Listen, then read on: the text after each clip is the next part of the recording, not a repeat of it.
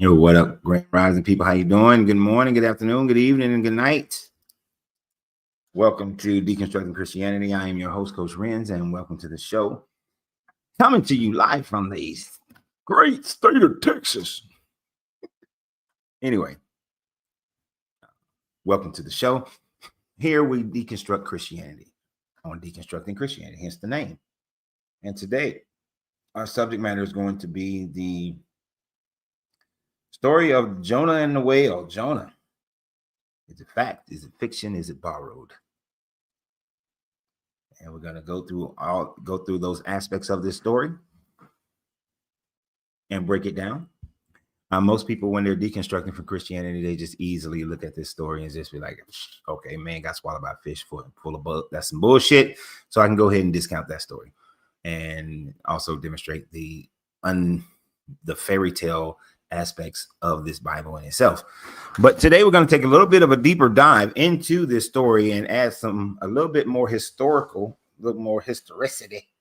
as we like to say, a little more historicity to the storyline, and get into this whole little deal with this Jonah story and how it demonstrates that it could not have possibly happened, or could it have happened? There are some aspects of the story. Are there some historical aspects? Are there not historical aspects? That is the question that we have today.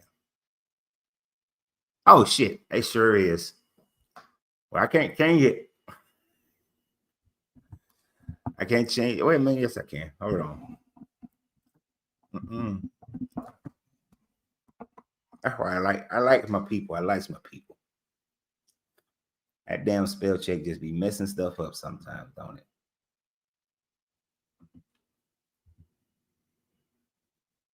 That's all right. That's why we fix stuff.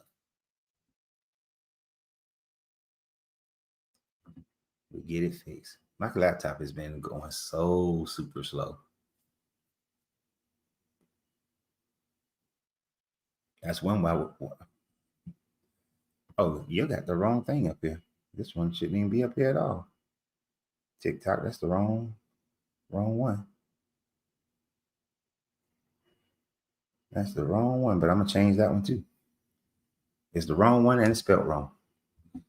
Give me a second, y'all. They're like, seriously, this is how slow my laptop is going. It's taking this long just to freaking save the thing.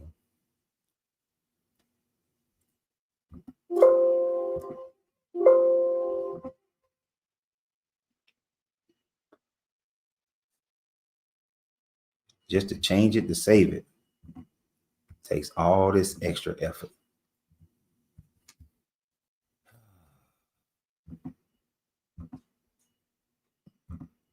Give me a second. I can't see nothing that you guys are writing. So while I'm making these changes, because it's not like I don't have the ability to multitask, because my laptop is getting slower and slower. I probably need to reboot it and clean it up and all kinds of stuff right now. But this story of Jonah and the whale, which is one of the top 10 little children's stories, mainly told to children, but also taught to adults, of course, in the Bible. This story basically has the so-called hero Jonah, who is called out of this is during the time frame of the rule of Jehoram III, and he's been called out of Jerusalem by this guy, out of Israel by this guy, to go and preach to the people of the city of Nineveh and tell them that a great horror is going to befall them unless they repent. Now, it's interesting that this guy wants them to repent, and Nineveh at the time frame is part of the Assyrian Empire.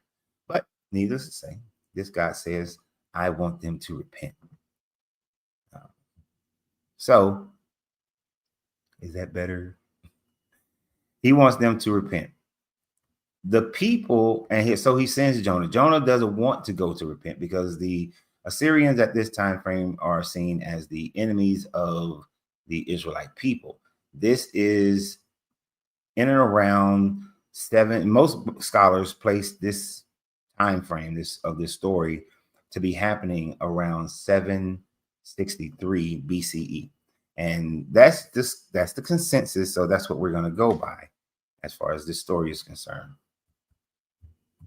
So since it's 763, and there's a couple of reasons why. The main reason why is because there was a solar eclipse that happened during that time frame. There was also some other stuff that happened during that time frame, and it just through some of the descriptions of the city of Nineveh, it fits in and around that time frame. So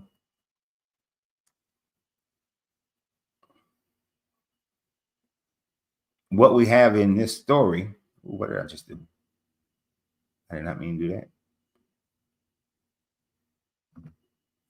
And let me fix this one. I thought did I send the email? So we have in this story the fact that that's when the so that's when the story is happening. It's happening at the time frame that the king of Assyria at this time frame would be. I just sent that.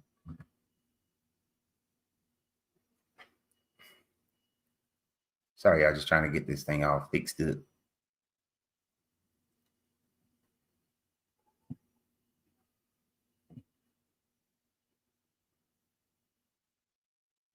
TikTok, give me a second. I'm going.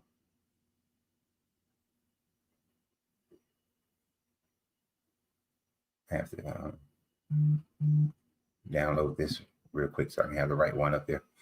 All right. So there we go. And now everything is spelled correctly. Thanks for catching my little spelling. Thanks for being a spell check, everybody.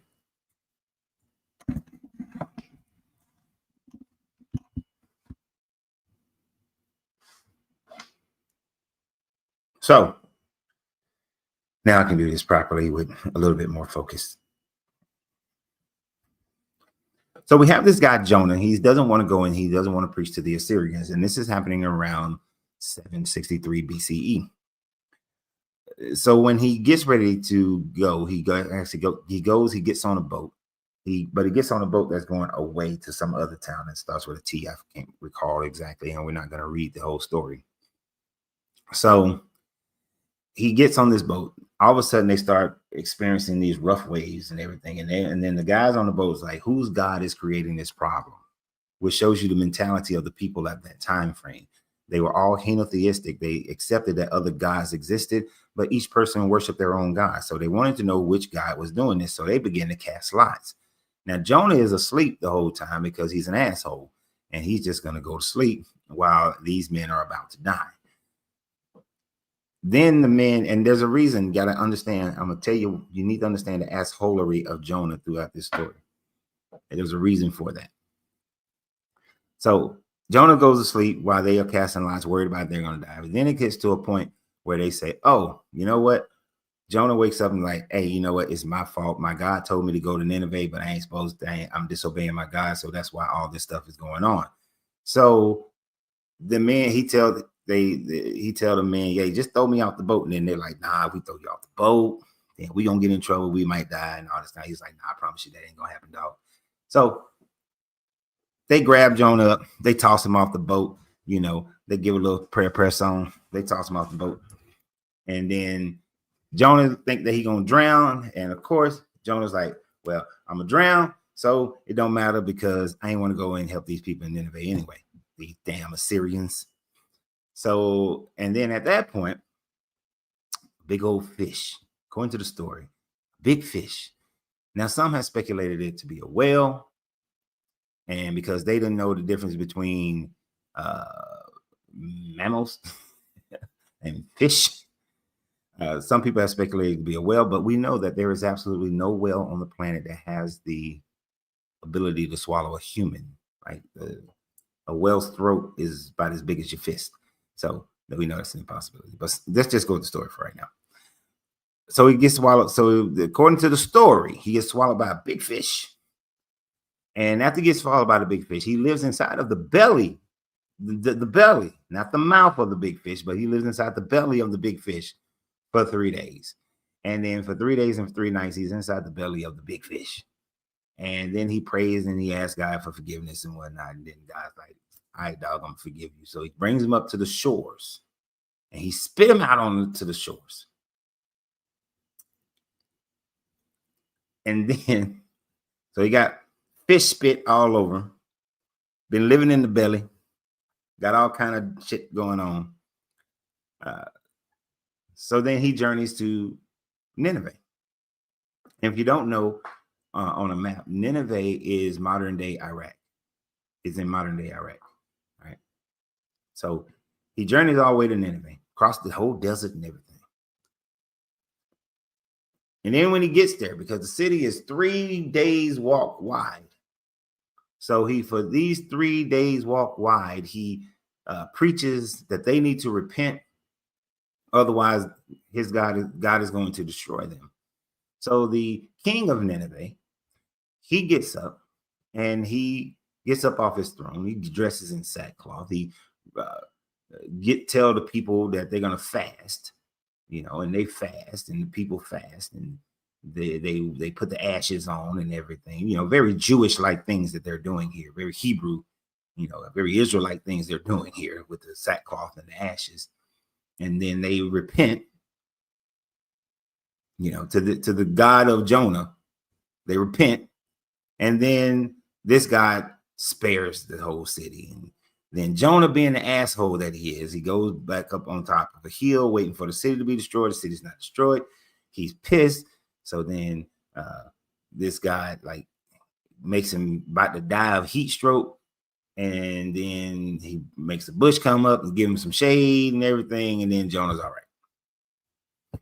Pretty much end of the story. So the moral to the story is that they teach you in church most of the time is that when God gives you something and instructions to do, go do it, regardless if it's for your friends or your enemies. You go do it. When you don't do it, God's gonna put impediments in your way. Gonna put blocks in your way. He's gonna, make it hard for you. And many Christians take this story and then they think that every time they're going through something, it's because they're disobedient to God. Because their disobedience is causing them to be in the be in the belly of the fish. Right?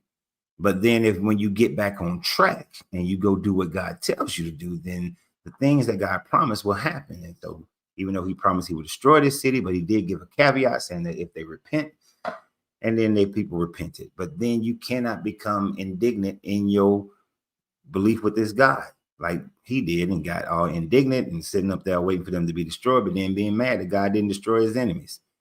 And you got to repent again. So it's a constant process of repentance. That's usually what this story, most of the accounts, that's how it's taught. And then, of course, they make allusions to him 3 days in the belly of the whale, Jesus 3 days in the grave and all that bullshit. Even though Jesus was not in the grave for 3 days, we're going to go through that at a different time. But he wasn't in there for 3 days. But they use these illusions of Jesus being in the belly for 3 days, just as he had to go speak to his enemies. Jesus had to go deal with his enemies or talk to different people. So they make their allusions to Jesus because they got to put Jesus in everything, as if this book is talking about Jesus. When in truth, this book is pretty much a borrowed book, a borrowed motif from multiple cultures, but most likely the most borrowed culture of the Hebrew people, and that is the Babylonians. The scholarly consensus is that this book was written during the time frame of the Babylonian captivity, mainly because of the language, the mixture of Hebrew and Aramaic, the style of the writing. In some of the texts that are found, it puts the city of Nineveh in a past tense. So it is more likely that it's written in and around the 500s BCE, yet the story is supposed to be happening around 763 BCE. It also gets some aspects of it wrong, right? As far as Nineveh, not acknowledging Nineveh to be the capital. I mean, it's the capital, but not acknowledging who was the king at the time frame. So there's some things that if Jonah was going to the king, he would know who the king is. You're going to know the name of the king. But the author of this doesn't know who the king is, doesn't mention the name of the king. Right? Also, it's being written at a time frame where the Assyrian Empire is non-existent, doesn't exist anymore. So you have, and it's 200 years, 200 plus years later, ain't nobody to check you on your information as to whether or not the people of Nineveh ever started worshiping Yahweh. Because remember in this story, they repent. And it's most likely the story is based on a known shared memory of in 763, an eclipse occurred in and around Nineveh, and well, that covered Nineveh, that portion of Assyrian Empire, as well as there was great upheavals, there were revolts that were occurring in the cities of Asher and some of these other in the city of Nineveh. You had riots and things of this nature. So the city was going, the Assyrian Empire at that time frame were going through a whole bunch of bullshit. You had the king of Nineveh, the king of the Assyrian Empire at that time frame, who would have been sitting on the throne, would have been Ashur-dan III. And Ashur-dan III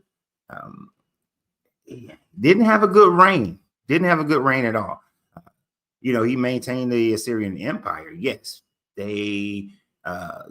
they had a lot of unrest. The eclipse scared the shit out of people. And, back then, those people see an eclipse and they think that it's the harbinger of death, or it could be the harbinger of a new king. But most of the time they saw it as a harbinger of death, like terrible things were going to happen.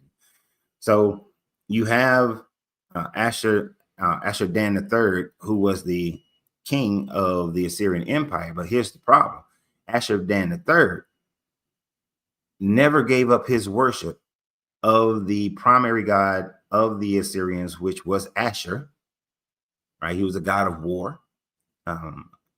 Their secondary god, their next god was Ishtar, and Ishtar was the primary deity of Nineveh. Now, I want you to think about this.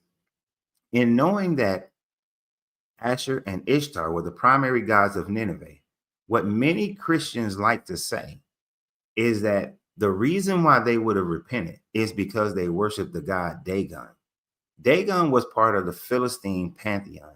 Although there were some Assyrians who worshiped Dagon, he was worshipped by some Assyrians. He was a minor god to them. And when you look at the coastline of the Mediterranean Sea and where Iraq is, that ain't no damn body saw him got spit out of nobody in Nineveh saw his ass get spit out of a damn fish mouth, and then would make the allusion to Dagon, who is a half fish, half man god.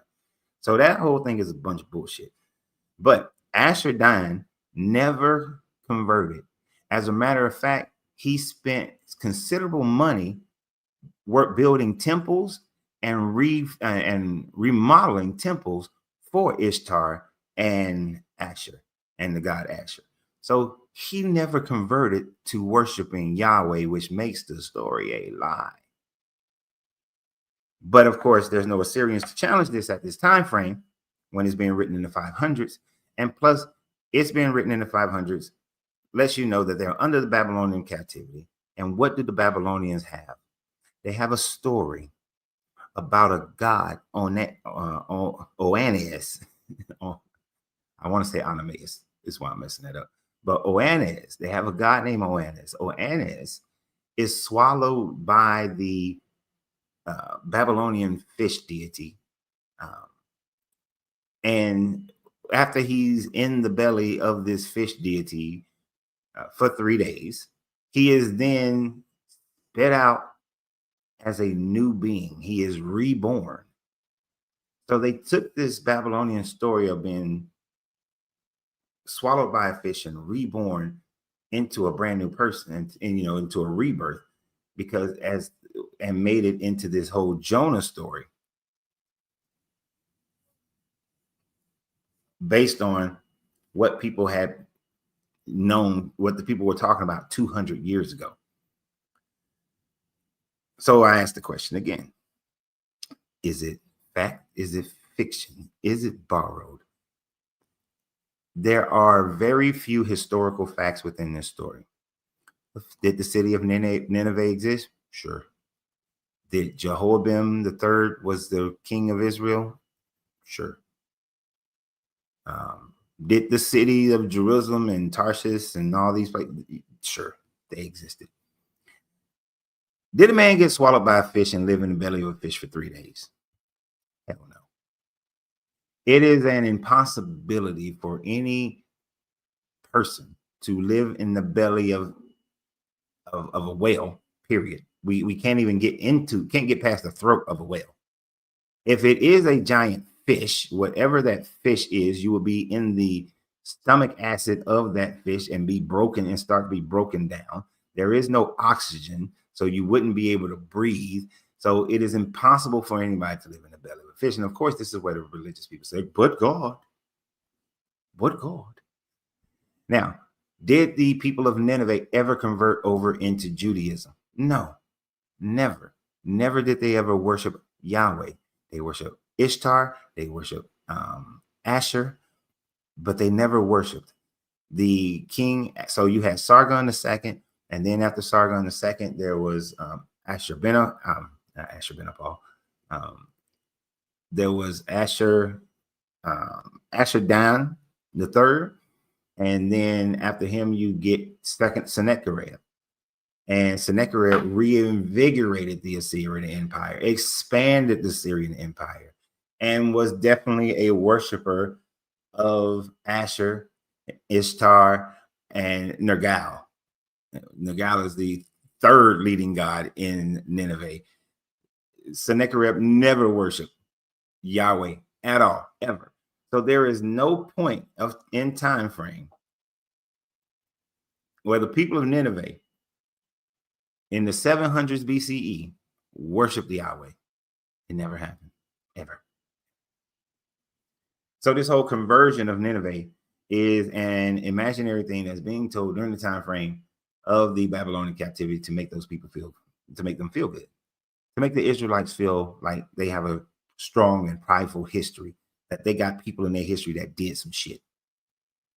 And we can still see that kind of mentality today, where people will make shit up about their history or add stuff to their history so that they can feel good about their ancestors.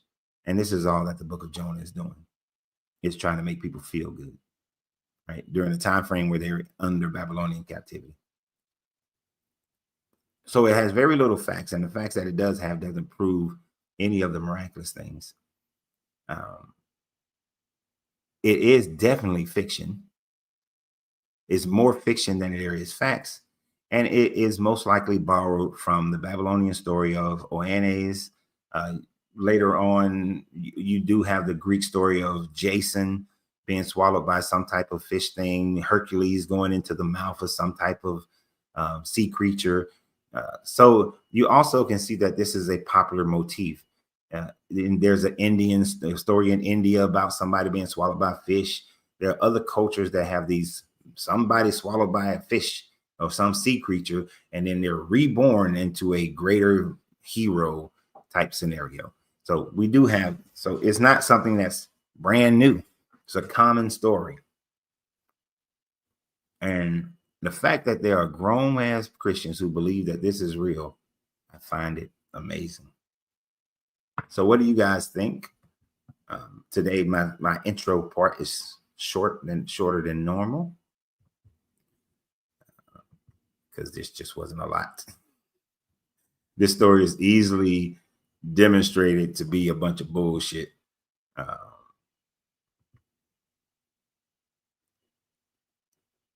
And these people really believe that it is real.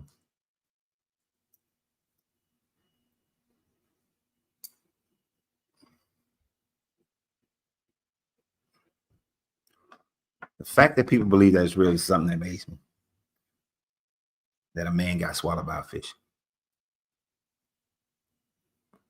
If you notice, most of the time when you see Christians trying to debate different aspects of their belief, they don't bring up Jonah.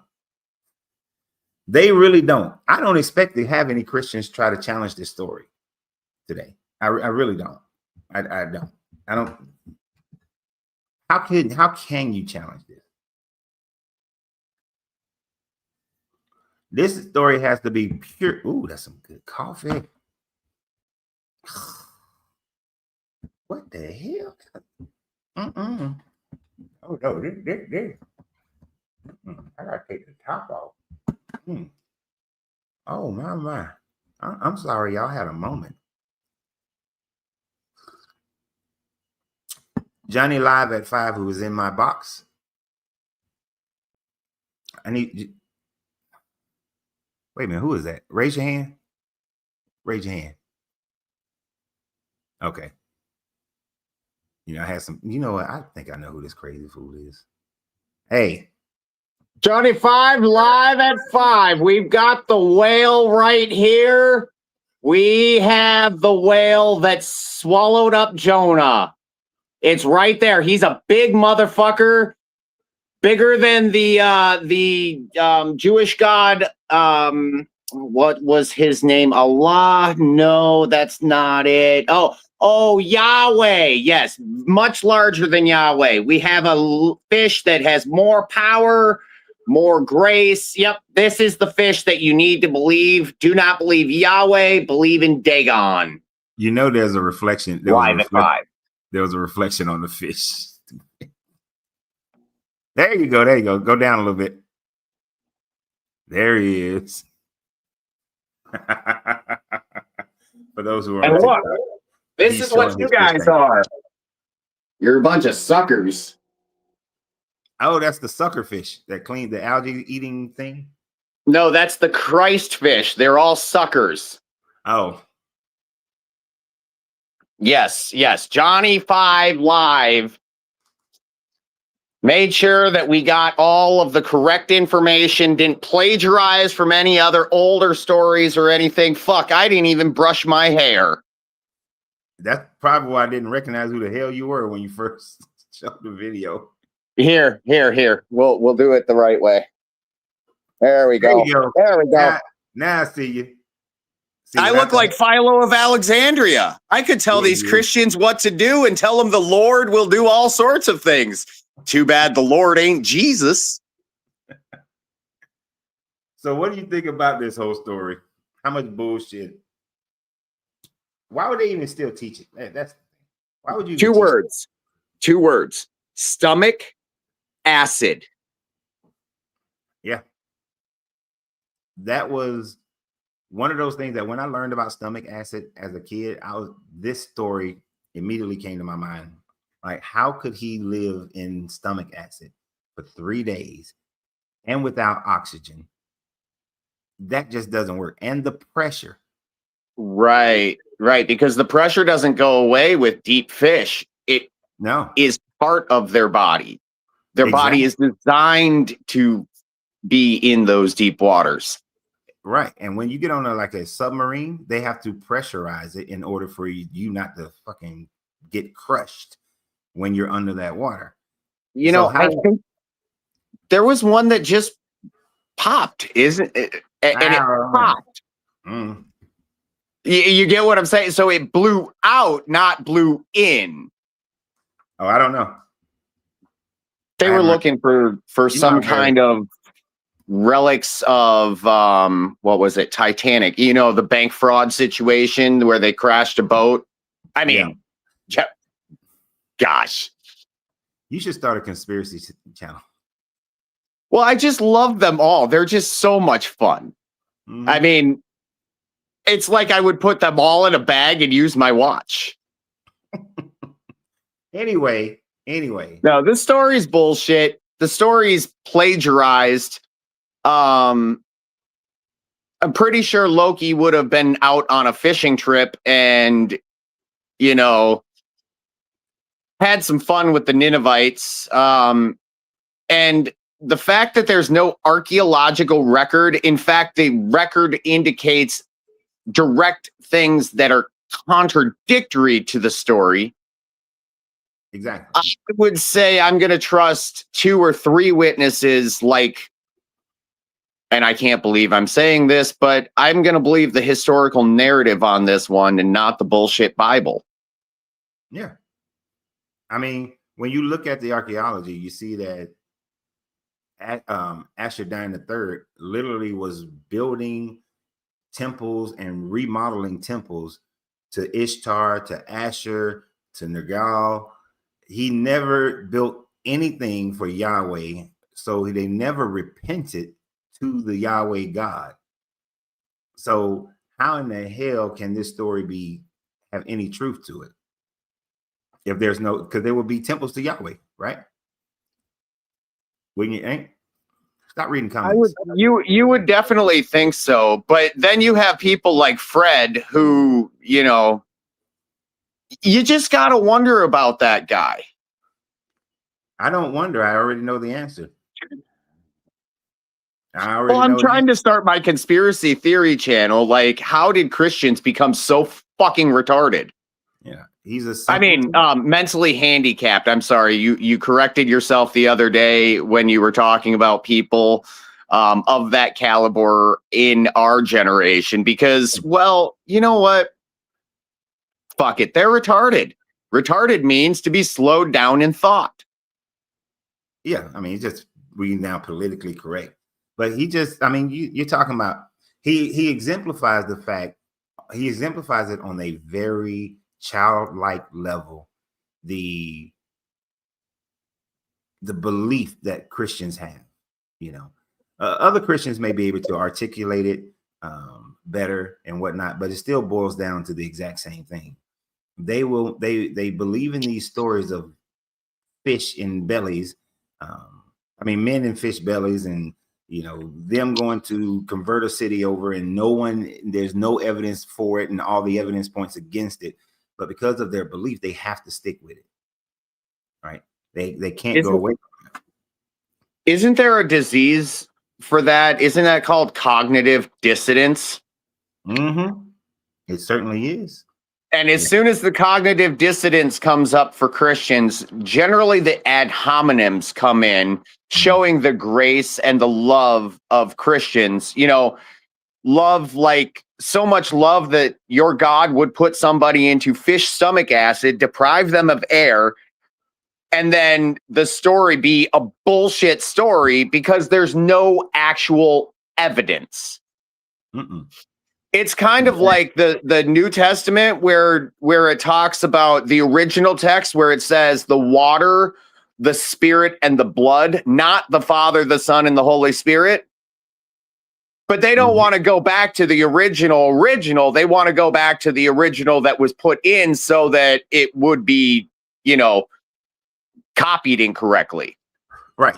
So they can have it their way. And plus, the New Testament is written by a bunch of Greeks who are trying to understand or think they know the Hebrew better than the people who actually were Israelites. But and then within this story, there's another question that I always ask: what was the purpose of this whole story? I'm going to say, if I may, not the metaphysical, not the you messed me up. Not the metaphoric reason for the story. In a literal sense, since this is happening, what is the purpose of this story? But go ahead. Well, it's like all the other stories in the Bible. It's to show how God is supreme. Kind of like that child who was lame and the man who grew up blind. The only reason they were lame and blind, and the only reason that, Jonah decided that he was going to go into this whale is to show that God's glory. However, you would think the God would be wise enough to adapt history to actually fit the narrative of the story. Exactly. But, for an all-powerful God, what do you expect these days? I'm with you, because it's some of the piss poor. It's one of the piss poor plannings of this whole God when you look at this story. So it would make sense if Jonah went and converted the king of Assyria, then that would mean the Assyrian Empire would have converted to the worship of this God. Because as we see, whenever the king decides this is the God, that's the people follow. They had no choice back then. They didn't have religious freedoms. So then if that would have happened in 763, that would have stopped Sennacherib from conquering Israel. Yep. But instead, this story is making it seem like Ashurdan the third converted, but then they went back to their old ways and beat the shit out of Israel. What kind of God? If he was gonna do something, he should have converted Sennacherib, and then Sennacherib would become a worshiper of Yahweh, and then they don't attack the Israelites. So it's like that would have been a story, a better story, and you would have to make history fit that. But of course, history does not demonstrate that scenario. Well, wait. See, that could have happened because then it would have just exemplified how great our God is. No, it could not have happened because it didn't happen. What? Instead, You mean the Israelites the two or you mean the 2 or 3 witnesses that they require all the time through the Bible, like as a consistent narrative? You mean you would actually have to have those 2 or 3 witnesses in order to fulfill that aspect of biblical standards? Yeah. Who are the 2 or 3 witnesses for the Jonah story? There are no witnesses. There were 2 fish that Jonah was hanging out with. Kind of like he was talking back and forth with them. And I mean, well, the thing is like the god of the Blue Jays is well, he's kind of an interesting god. He uses like animals like a donkey. He uses donkeys to talk to people. So why wouldn't Jonah be, chilling with 2 witnesses as fish? Oh, and the fish talking? Yeah, Dagon. I mean, Dagon's a fish. But half man, half fish. And the man part is the man part, his head, so he could talk. And the Pope, I mean, you can't forget about the Pope's little hat. It's definitely a fish mouth. So he's a talking piece of the fish. You look at where that came from, it comes directly out of Dagon. I'm doing some research on that one, so I'm going to get back to you on that. I'm doing some research on that one. There's some research that might suggest it comes from a different source, but the only other witness that I could think of is in the bag and looking at the watch, in the bag and looking at the watch. The bags you won't let me talk about. I don't even know what you're talking about. Anyway, if this story was true, you know who would be a perfect witness? The king of Assyria, the king of Nineveh. That would have been a perfect witness, but there is no witness, but he's not. I bet you I know where they're at. I know where all those witnesses are hanging out. They're hanging out with the 5,000 people that saw Jesus after the fact. Yeah. That did not write their testament down, that did not have any historical record other than a blippet in a book that was specifically designed for those blippets. Exactly. All day. Mm-hmm.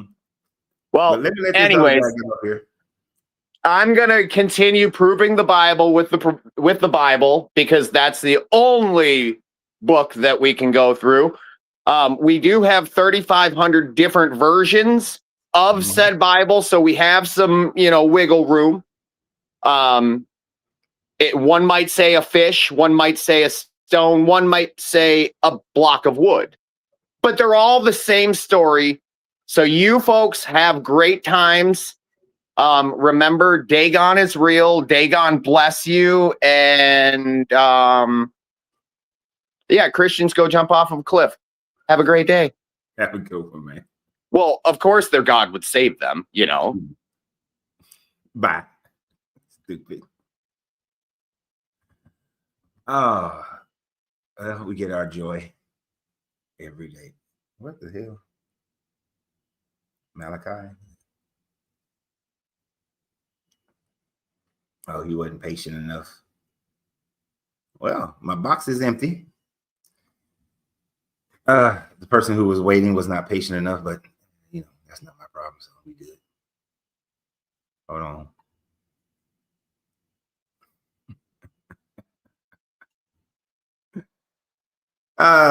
My wife just texted me. Have you ever been swallowed up?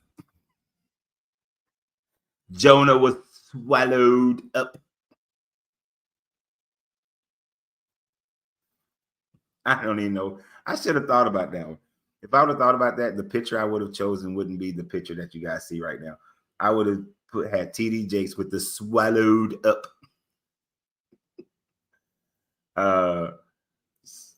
Who are you, unknown? Why are you unknown? Why you don't have a name? You saying let you up? Are you? Let's see. Let me try this one. I'm gonna try it. I'll probably get bit in the ass for this one.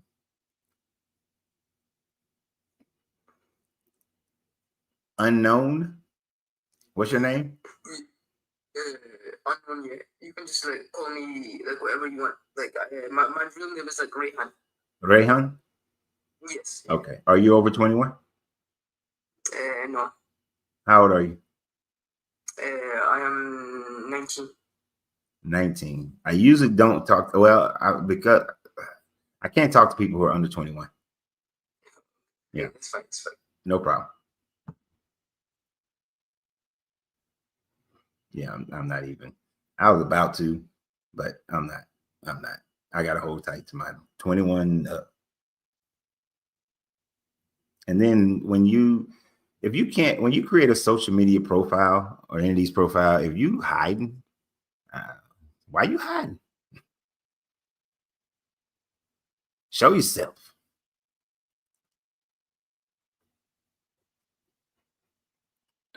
Say, I bet Diddy got swallowed up. All of that TD Jakes. Yeah, exactly. It's a red flag when people don't have like a name or even, put a nickname on there. Put a picture of something different, but just don't have that blank with it just that little blank thing, because now you look like it's a troll or some shit like that. And he probably did want to have a conversation, but then again, he's 19. I'm not talking 19. You gotta be 21. Gotta be 21 in order to get on the show. We're not doing all that. But if this was a true story, if this had happened, if the whole city of Nineveh, they recorded the eclipse that occurred in 763. They recorded all the revolts that were happening in civil unrest that was happening in the Assyrian Empire at the time frame that this Jonah story supposedly happened. But they never recorded this Jonah story. And part of the Jonah story could be because whoever was writing this during the Babylonian captivity, they probably knew that history because they had recorded that there was civil unrest. And they took the civil unrest, they took the story of Oannes, and they merged it together and used some creative licensing to create the Jonah character to facilitate this entire story. But it's just a mythos. It's a false story. It never happened. And that's problematic with this Bible. When it presents itself as history, but then the history is incorrect, then it makes the book incorrect. And the problem with people who read it today, they're reading it from a 2025 lens. The people in 500, they took this story to be literal. Yes, there were lessons that you can learn from it, but they took the story literally. They took that the Assyrians, that Ashurdan converted, that he repented to the Israelite God. And the Israelite God saved them. But that would have been this God. I want y'all to think about this. Think about it. That would have been this God acting outside of his jurisdiction according to what he was given by El Elyon. Now, I know a Christian, a believer is going to say that God runs everything, controls everything. He's over the whole universe and so on and so forth. But according to the Bible, each B'nai Elohim was given a landmass. That would mean that Asher, the god Asher, the war god Asher, was given this landmass of the Assyrians. Ishtar given a part of this landmass of the Assyrians. Nergal given a land part of this land. The Yahweh was only given the people. So this God does not have jurisdiction over the people of Assyria and Nineveh because he's not the God of Nineveh. That was given by El Elyon to a different God. So he overstepped it, if you want to break it into those terms.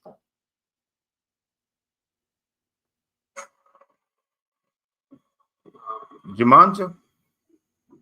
Jamon, doing all right? You got your internet is good. There was some noise in the background. It's clearing up now. Oh, okay. You over 21? Yeah, I'm 42. Okay. And are you a believer? No. Okay. I used to be a minister back in the day, man. I used to give like lectures and stuff. But just too much information out now that to be a believer, you just gotta stick to it based on tradition. Other than that, man, you just being deliberately ignorant to me. I would agree with you. Yeah, but as far as the book of Jonah, man, it's fiction. A lot of stuff in the Bible is fiction. Some of them is like some of it could be based off something, but they exaggerated it. Right. Because there's no way a dude could live inside of a fish underwater for 3 days. Come on, man, tell me, No, that's not happening. It's not possible. Why would God even need to do that? He just, it said he brought up Elijah in the whirlwind. Why would God need to put him in a fish? And you walking through the whole city smelling like fish. Who's gonna listen to you? Actually, you know how bad he would smell? Because if you look at a map, he would have been thrown up. Let's say he was thrown up in Syria somewhere, Syria or in Israel. To get to Nineveh, you got to cross all the way through Israel or Syria into Iraq, all the way over near the Euphrates River. That's days walk in the hot ass sun. And you just came out of a fish belly. You smell like ass. There's even don't get stomach acid. I mean, you know what I'm saying? Like, it's just not possible. But it was mostly to, a lot of that stuff was to, I think a lot of stuff was written like 100 years after it supposedly happened. So the people who read it, they were trying to teach them about, who the God was. I think a lot of the Bible was trying to demonstrate that, their God was the Most High. I mean, if you don't have to do that through lies, if he really is, so it was just, and at the end of the story, it just came down to Jonah, like, understanding mercy. That's what the whole thing was, because it's like, he went to the city just saying stuff, and it's like, oh, okay, the king repented after the dude just walking, yelling through the city. You gonna go? I mean, if you look at the brutality of supposedly the Assyrians back in that day, they was, all the torture stuff they did. That's a danger. That was a suicide. I'm sorry. That was a dangerous mission, man. To do something like that, go to the people and tell them, about themselves. The Syrians, right. You know what I'm saying? So yeah, the story just ended with Jonah understanding the mercy of God. Mm-hmm. And I think that's what they were trying to teach in that story. But that's pure fiction, man. There's no possible way. Yeah, but you do know that these people would have taken it literally, though, back then. Right. So right. The story is written about almost 300 years after the event supposedly happened. Mm-hmm. The Assyrian Empire is long dead at this time frame. They're under the Babylonian Empire. So there was no one to refute this story. And the people of Nineveh, they never demonstrated any conversion over to this other God. Right? Because when if you're going to repent to some other God, then you would convert to that God, right? But the king of Assyria at that time frame, he was still building temples to his gods. So there would be some ancient Israelite temples in Nineveh if this story was true. But there aren't. Yeah, right. Yeah. And I understand they're trying to teach the people a lesson. And they had no, the understanding we have now. So, if you think about it, they had a God that was a fish, like, right? So to show God demonstrated a little bit. Fish. Huh? So here's the problem with that. The Philistines are the ones who worship Dagon as a primary god. And at the time frame of the Babylonian, this story is being written at the time frame of the Babylonian captivity. So they were more aware of the Philistine gods and Dagon. But at the time frame of this story in around 763 BCE, the primary gods was Asher, Ishtar, and Nergal. So Dagon was like, we've conquered the Philistines and they got this god and we somewhat incorporated him into our pantheon, but he wasn't anybody important to them. Yeah, okay, yeah. So yeah, but it's just like you said, the people who would have read it, they would not have been around at the time. It's just taking word for it. And at the end of the day, you look like, oh man, look what our God did. But at the end of the day, y'all God didn't prevent y'all from getting taken captivity, so he didn't have power over anything. Exactly. I mean? So yeah, And what's worse is that, so if this story happened in around 763, about 40 years later, the Assyrians come and they conquer Israel and Judah.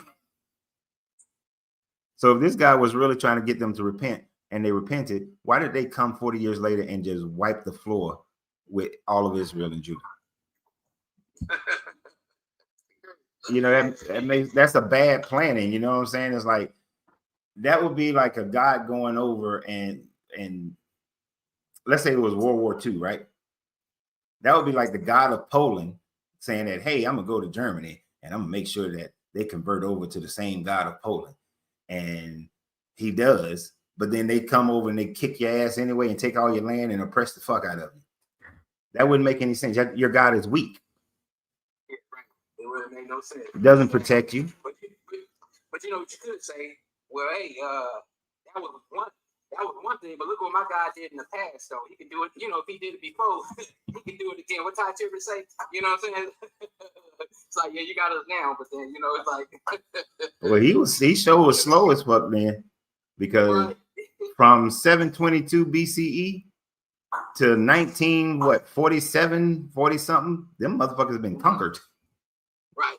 They've been conquered for thousands of years. They were conquered and didn't get shit done. So that's a weak God. It is. Total, since supposedly got the land from the Canaanites. How many total years was they in that land unbothered by anybody? Every time you turn around, somebody coming and whooping on us. At max, maybe somewhere in the neighborhood of a totality of about 300 and some odd years. 300 years. So they was in captivity for 400, but they was in captivity longer than it was in the land. Oh yeah. So it's like, yeah. But to see, the thing is, regardless, God promised in that land. I'm gonna promise you something, and then I'm gonna let somebody come take it. Yeah. I mean, dude, that's an untrustworthy person, man. That's that's really untrustworthy. If you think about it, they have still not yet ever obtained the land that was promised. So you remember, the land that they were promised goes from the Mediterranean all the way over to the Euphrates. That will put it in Iraq, right? Right. At no time frame in history has the Israelites controlled from the Mediterranean all the way to Iraq, from Lebanon, Syria, all the way down to the Sinai Peninsula. They've never controlled that much land. So the promise is still unfulfilled. Most definitely, man. Yeah, that's crazy. But yeah, so you can just you can capture people and bring them into some philosophy, ideology, just get them hope, and make it sound good, play people's emotions and things like that. And it's crazy. Still goes on today, but yeah, it's crazy. But yeah, I just want to hop on and say that, man. Yeah, that story is purely fiction, and people out here, they still believe it. 2025, people still believe this. Like, Yeah. yeah, man, it's crazy. Grown ass people. But appreciate you. And love to have you back any other time. Yeah, that story, such bullshit. And they've never received any promise. They've never been able to achieve any of it. Thank you for joining the fan club, Jumanji. And I saw that somebody said something about allegory. Yeah, it's taken as allegory today. Today, most Christians try to take this as allegory. But to the people who, when they was writing, if it was happening when it was being written during the Babylonian captivity, it was meant to be considered a literal story, as well as it had a learning aspect to it. What people can't understand is that, oh, thanks for the donut. I don't know what that means, but thank you. What people don't understand is that a story can be taken both literally and as an allegory. It doesn't have to always be one over the other. Do we not learn from real stories? Right? So it doesn't have to be one way or the other. You want to say that this story is pure allegory, and it's always been pure allegory, as if it was written as a fable and everybody knew that it was a fable. But the problem is they thought that the shit happened for real. They thought it happened for real. So Jesus said it happened to illustrate his demise, right? The Jesus character took the 3 days in the fish to talk about his own demise, but he still thought that Jonah existed. Yeah, Jonah was a real person, right? We call those legends, stories that have become legendized based off of something that is real, but then a bunch of additions to it to make it into a legend, which is what the whole Jesus character is. Jesus is a legend. Like John Henry. John Henry was a real black man, but he did not cut through a mountain in one day. Not that shit didn't happen.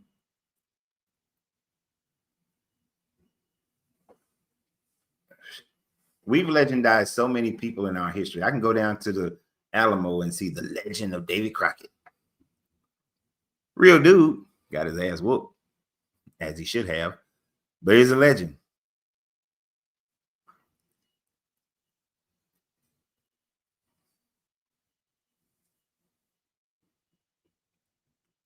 Yeah, I saw your comment about it being a crucifixion with the dash and the capital F, that it's a fiction.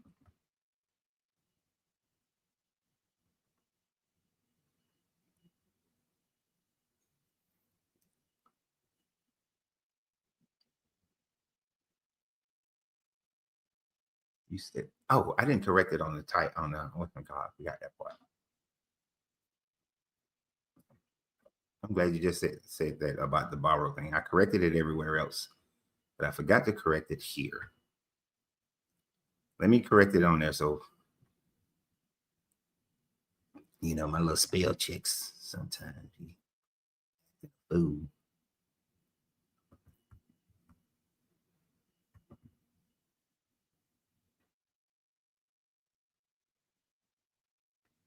Let me correct this real quick, y'all. Hold on for a second. I forgot to correct it there.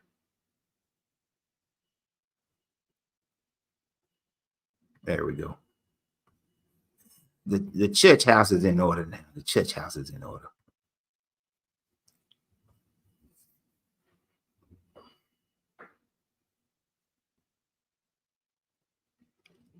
It always amazes me when Christians want you to accept their God. And they be like, please accept. And what do they use? The fear of hell. I don't want to see you go into a lake of fire. Your lake of fire don't exist. It's the same way your belly of a whale doesn't exist. A whale cannot swallow a man. a fish, there are fish out there that could be big enough that could swallow a person. But you ain't gonna survive. If a great white bites you, you ain't surviving. You get jumped. And if it is some other extinct big fish that could swallow a man, you would suffocate. You would die of the pressure, and you would die of all the stomach acid.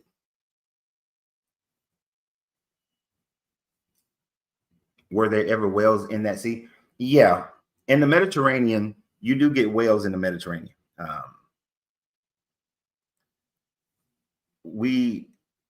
Every blue moon, you get a blue whale in the Mediterranean. The blue whales don't often go into the Mediterranean, but every now and then you do get a blue whale. You will get sperm whales and humpbacks. They go into the Mediterranean at times as well. So you will get those in the Mediterranean. I think in 90, it was either 90, so it was 91 or 92. I don't remember which year it actually was, but I saw a whale. I saw a whale tail.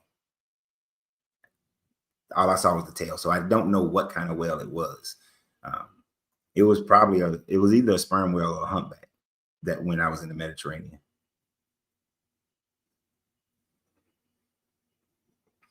But it changes.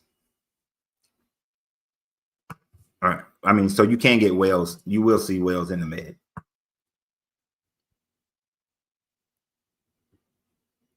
Which was funny because I never saw one in the Atlantic. The only place I saw one was in the Mediterranean. I thought that was weird. Like I was expecting to see it across the Med.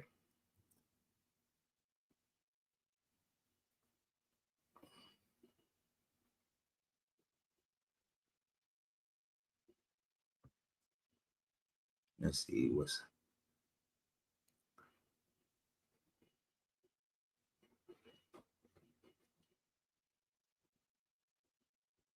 I mean, this story inspired other stories. Pinocchio. Remember, Pinocchio was in the belly of a fish with his daddy.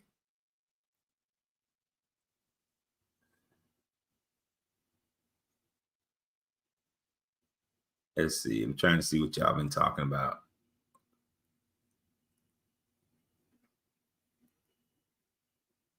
So what I get from this story is a bunch of bullshit. I just see a made-up story for people who are in captivity to make them feel better about their captivity and thinking that this God was going to redeem them in some form or fashion. Yet these people were never truly redeemed. They like to say they were freed from Babylonian captivity. They were sent back by the Persians, by Darius. But the problem is they still weren't free. They weren't an established nation.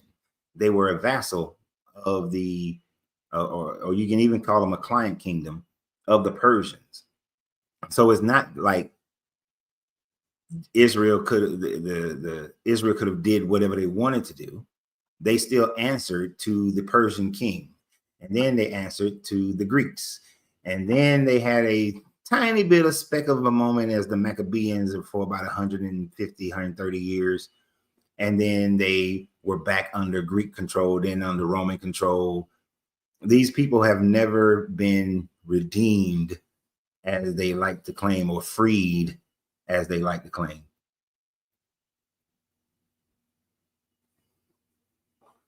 So they've always been under captivity because they're weak.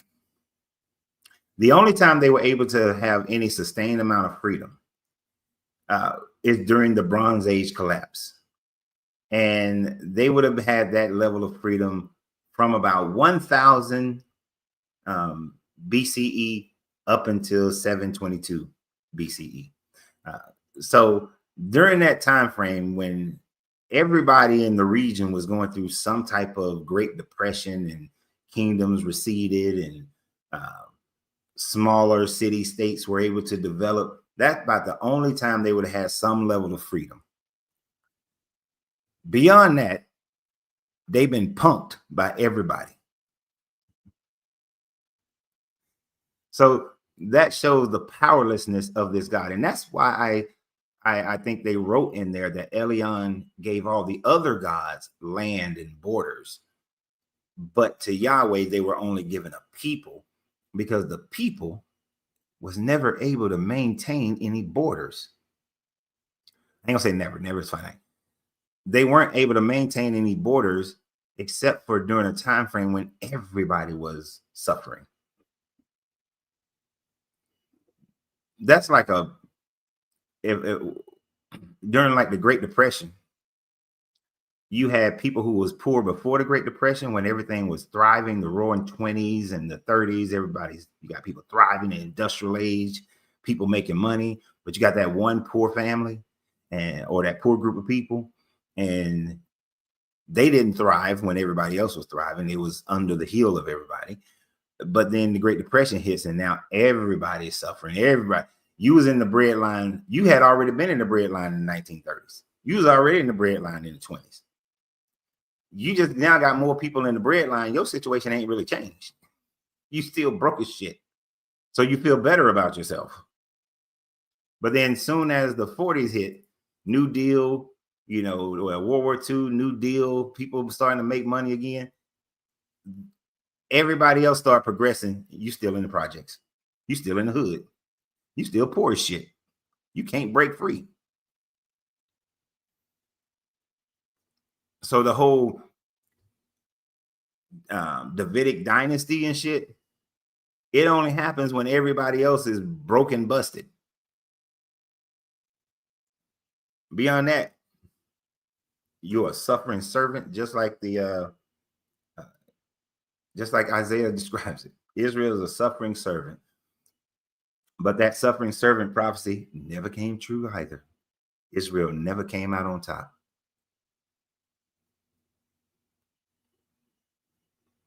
And if truth be told, they still not on top. If they didn't have America as their big brother standing behind them, Israel would have his ass. Israel would have never survived.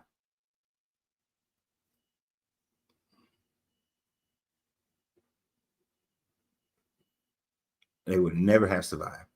They glorify themselves with a 7-day war. And the only reason they won that because they had America and England on their side. Without America and England, they would have got their ass handed to them.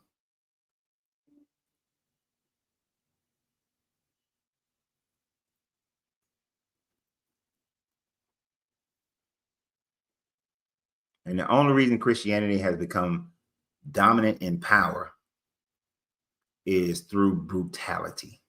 Through brutality. That's it.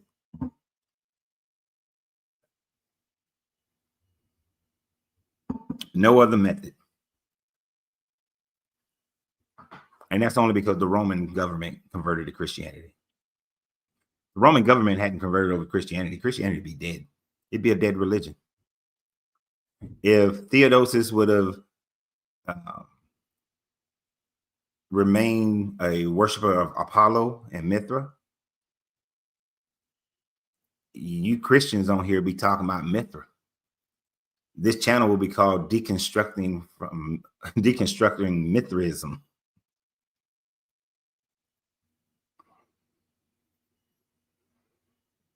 So, where is the power of this God? As always, it's with a sword. It's with violence. That's the only power. And all of that comes through man.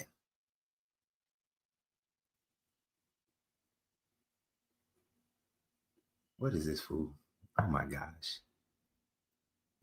All right. Some more crazy. What you got now for me, crazy?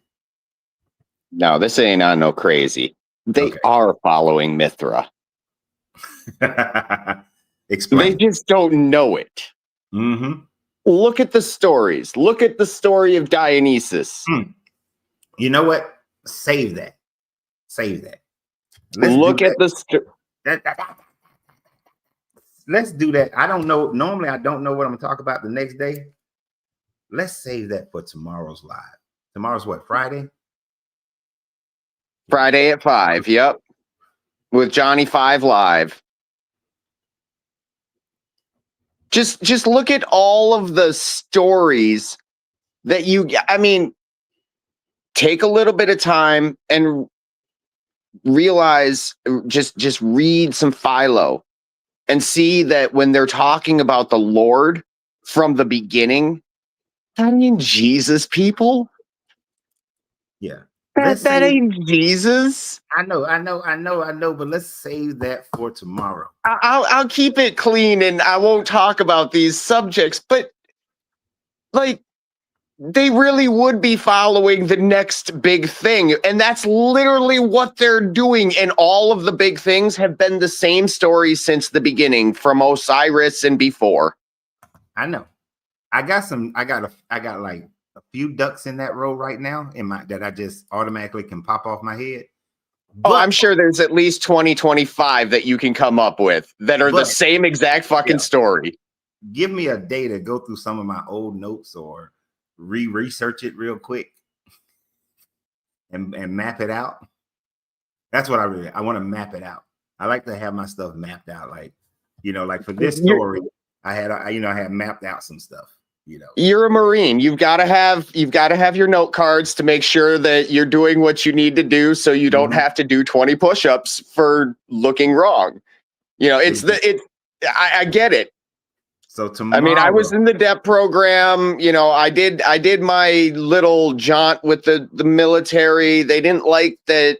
I had died a few times, so they didn't really want to let me in. They said, "How can you be dead and be alive?" I'm like Jesus. They didn't like that. They had me go back, and they verified that the doctor was truthful, but also wrong. Right. And then, they let me into the program, and 9/11 happened. And I was like, well, wait a second. None of that made sense, because I lived in like the local vicinity to one of the particular planes, and I like had firsthand personal knowledge. So long story short, yeah. If these Christians would read the stories of history and where these stories come from, it would be so much better, because all of a sudden you would have not a rush towards Christ and a rush towards having a daddy that's going to save you, but a rush towards personal accountability and personal responsibility, where they take accountability for their own fucking actions and they say, you know what? I'm not going to go look for another daddy. I'm going to be a man. I'm going to stand up and I'm going to do the next right thing. I made mention down there that I had made a bunch of butter, right? Well, I didn't make the butter, but I made cannabis butter. Well, I give my shit away free. Huh? Right. I give my shit away free. And I'm not talking like I made a batch. No. That's one. Oh, damn. And there's the other. And guess why I give it away free? Because that's the next right fucking thing to do, people. Oh, shit. I'm in Texas. No, I'm sorry. You just made me think, because last night I stayed up to about 2:00 in the morning going over some business plans for the next couple of years. I just realized I can legally do that in Texas. I used to make, for certain clients, I used to make some, when I had my popcorn shop, they used to give me, they had to give me the butter, but I used to make the butter. I used to make the caramel popcorn with their butter. Yep. And that shit was potent as hell. Yep. No, actually, you were talking about future business plans. The reason that I'm becoming better at making stuff like that is one of my goals for what it's worth. I decided to follow the plan in Jeremiah 29:11, the one for the Jews, has nothing to do with me. But basically, I look at hospitality and I say, how do you create good hospitality? And that would be a good environment with great food and good entertainment. Yeah. And so up here in the Northland, we can make our own butters and everything like that. and I'm in the process of looking for the land actually to start a Airbnb of some sort. My name's not John Owl. I'm on Minnesota. Reach out to me. Jump up on the panel, put your number, name, whatever on the back chat. I'll keep it private, confidential, as long as it's okay with the host. Yeah, just reach out to him under. You're on what you're on now, Facebook or YouTube? I'm on YouTube right now. You can reach out to me on Facebook. It's Tim Herb. Yeah, just look him up. Let me move that. Hold on. Let me move that thing so they can see what your name is. Oh, I'm not using the right name. Oh, just look him up. Shit. You can click on the profile right now on YouTube and find it. Nub's Revenge is my profile on YouTube. Yeah, that's Nub. Anyway, all right. Let me get you off. Wait, no, what I'm really getting at is it all goes back to this a very long way to go around and say a bunch of shit. A lot of words, but not saying anything, you know. It all goes back to that story that the Bible is its own independent book. Right. You would have to be completely naive. And I'm speaking from personal experience because I grew up in the fucking cult. Yeah. And I was completely naive. I didn't know the stories of Dagon. You know, I just watched Conan and said, oh, well, this is all normal. But wait, there really was a cult of the snake. And Conan is really actually based loosely on some history, like that you can pull out of the ground. And I'm not talking about that they were based. I'm saying the motif of the cult of the snake. Yeah. Right. You know, it's laughable that these people don't know, and it shows that the ignorance is so blatant. And it's not just Christians; it's really everybody. No, yeah, it's everybody in every everybody in every religion has always been this way. Well, and I say everybody in the sense of we all have places where we are just completely sheerly ignorant and will die on the hill of ignorance. Do you know everything about farming? No, but I won't die. There you go. Of it. There's some that would. Yeah, I would, you know, I know what I know, but I realize there's more that I don't know. Right. Like I can go in my backyard and grow some shit, but can I cultivate it in its most pristine way? No. I know some basic stuff. Right. But what I'm saying though is there's people out there, and you know who I'm talking about. Mm-hmm. And they don't even have to be Christians. I'm sure you experienced a lot of these people in the military. Yeah. You know, people that didn't know a fucking thing about what they were telling you to do, not willing to do it themselves. And then when push comes to the shove, oh, I was right about everything. Yeah, you were not right about anything. Met plenty of them. Right. And that's why I say it's not just the religious types. The religious types take it to an extreme, but you have to have extremists in everything, right? There always is. Well, you couldn't have a middle if you didn't have an extreme. Yeah. And the fact that you got these people who they take these religions to the point where they feel that they have the right to dictate other people's lives or whether or not they have the right to breathe and have a life. That's the worst part of it. Yeah. Yeah. Right. You can't allow other people to live how they want to live because you have to justify your own personal religion by dominating someone else. That's just your own personal insecurities. Let's take our own Nineveh as the United States, right? Let's just take this as an example, okay? So if every single church in the United States that had property were to grow a garden instead of paying for agricultural poisons to go on their property and mowed down, if they were to grow a garden and then produce food as a community, could we not solve the current problem with the burden on the American taxpayer for all these people that don't have jobs? Through charity and love, of course.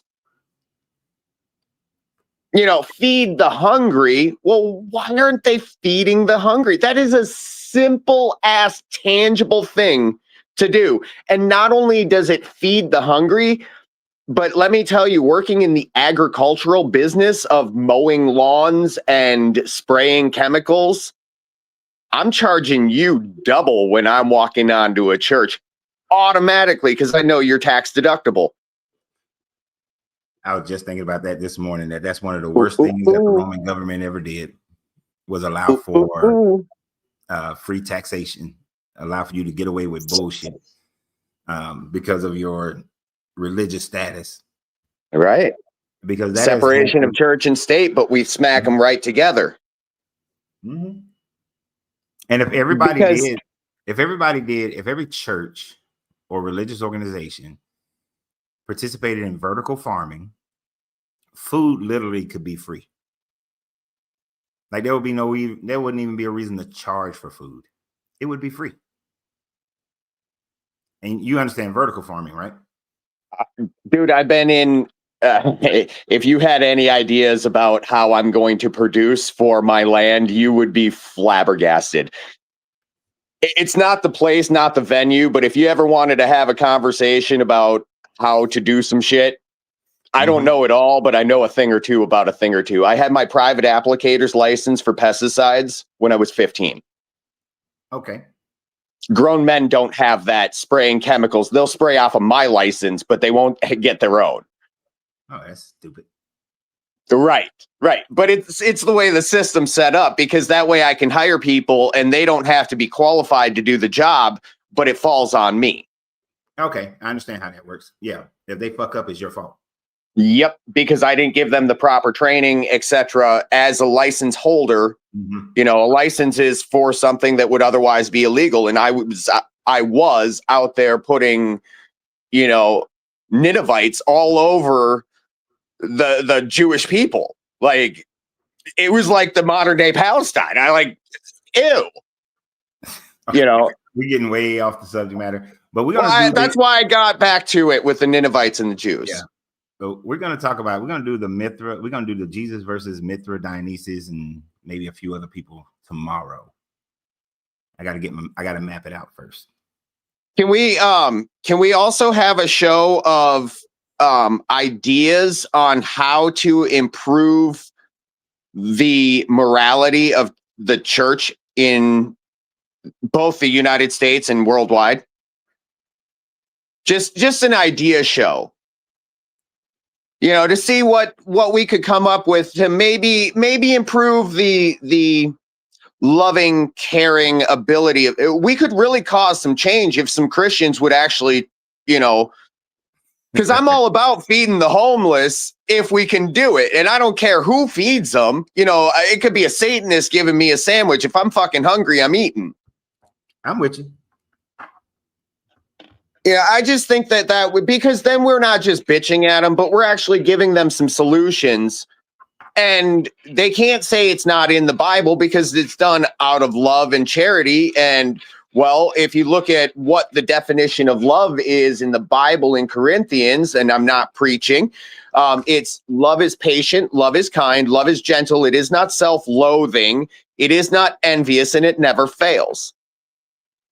So if we gave them some ideas of what those concepts are, because the world is way better at doing these things than, the Christians were, say, for instance, I don't know, the Inquisition. Anyways, we won't go into where Christians killed millions. We can do that. Maybe that'll be Monday. Because I don't do. Yeah, I think that would be offer some form of service. Maybe they'll see you as a brighter. Maybe they'll see it as the Spirit of God working on you, and they'll follow you even more. And then you can tell them the actual truth and get them out of the cult. Anyways, hopes and dreams. I won't pray for it because I know that's bullshit. But I will think about it and ponder. Yeah, just meditate on it. Yes. That's what the Bible tells you to do too. So yeah. All right. Talk to you later. Shit.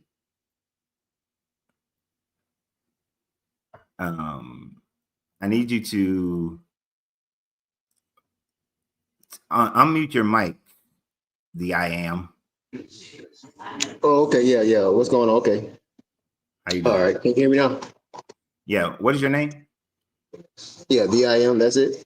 No, I'm not calling you that. What is your name? Well, you can call me Prince if you want to. Then I'd rather call you that than the I am. All right, Prince. So are you a believer? I believe in the Creator. Okay. Based on what book?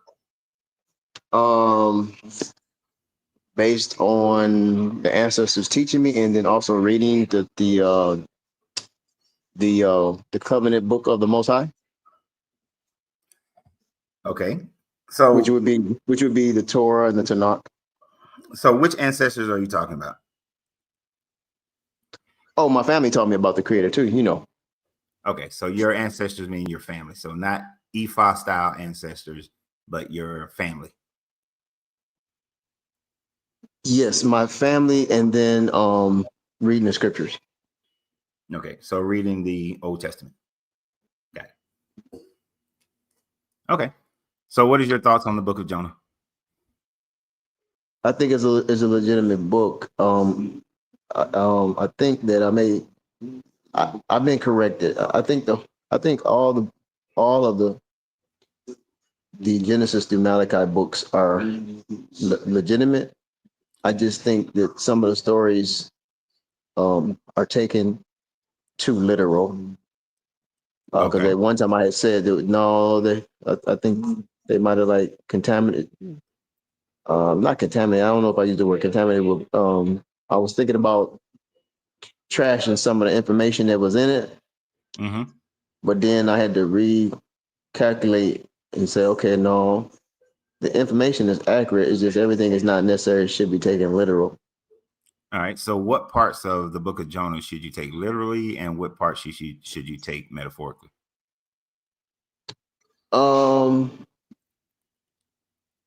As far as at this time with the book of Jonah, okay, you talking about specifically the book of Jonah.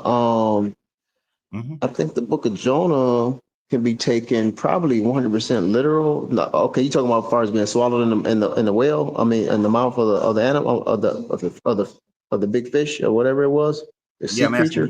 you. Yeah, which part do you take literally? Which part do you take metaphorically? In that book, I haven't really decided on what I take literally. I mean, what I take metaphorically. I mean, not metaphorically. Figuratively. Excuse me. I shouldn't use metaphorically.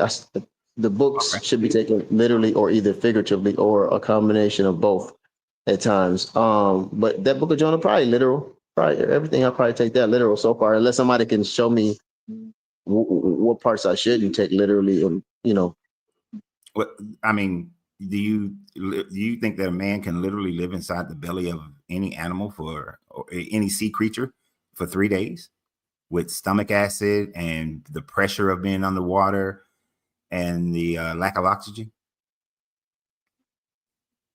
I think it's possible to.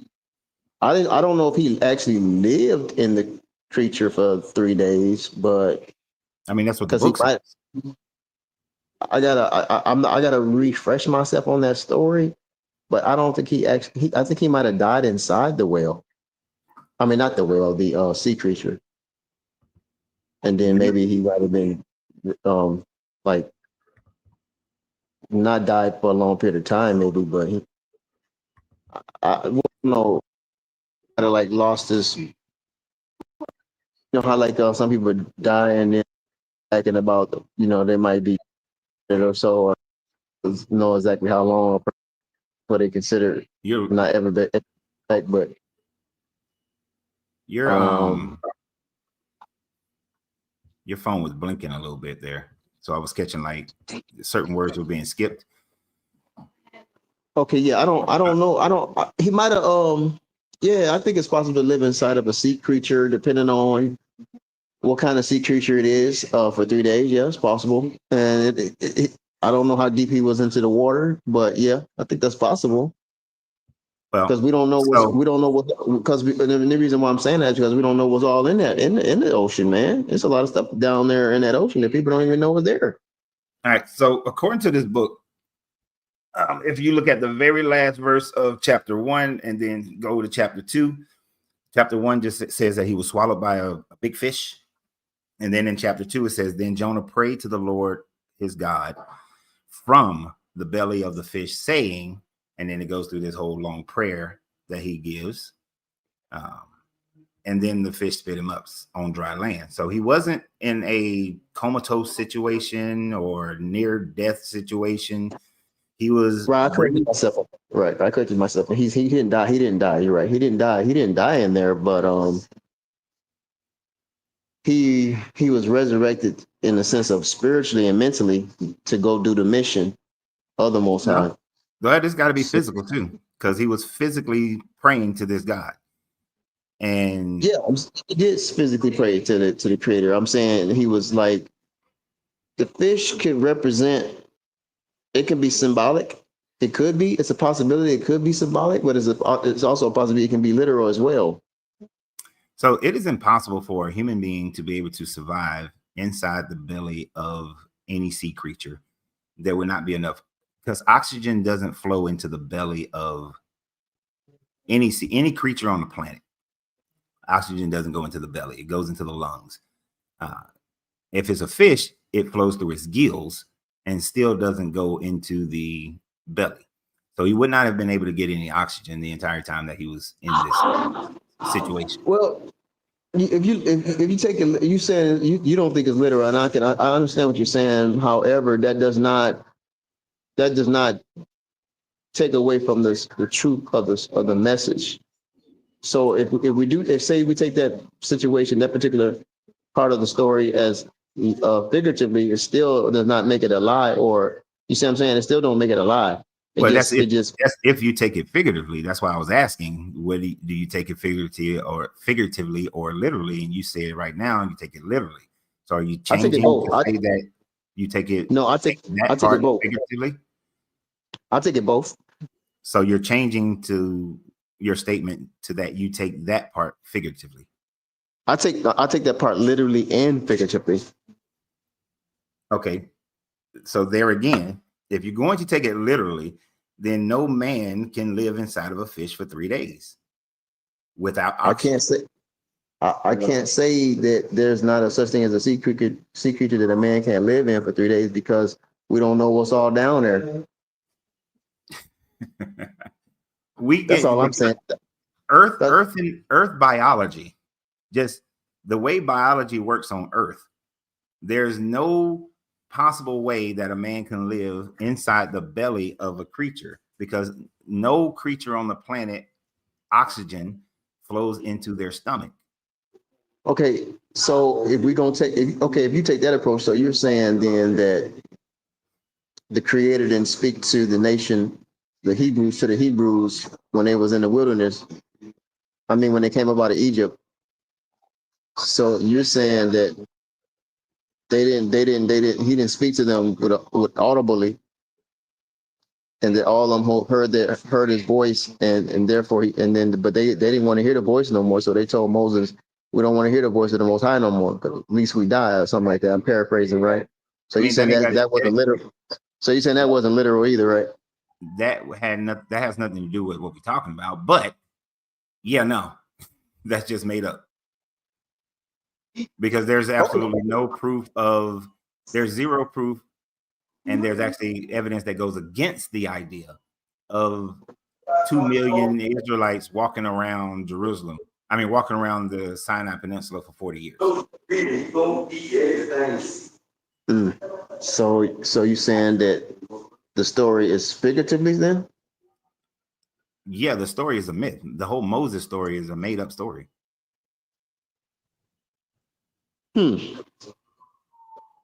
Interesting. So So the walls of Egypt and the tablets in Egypt show that the people who built all the temples and whatnot and the construction in Egypt were paid employees.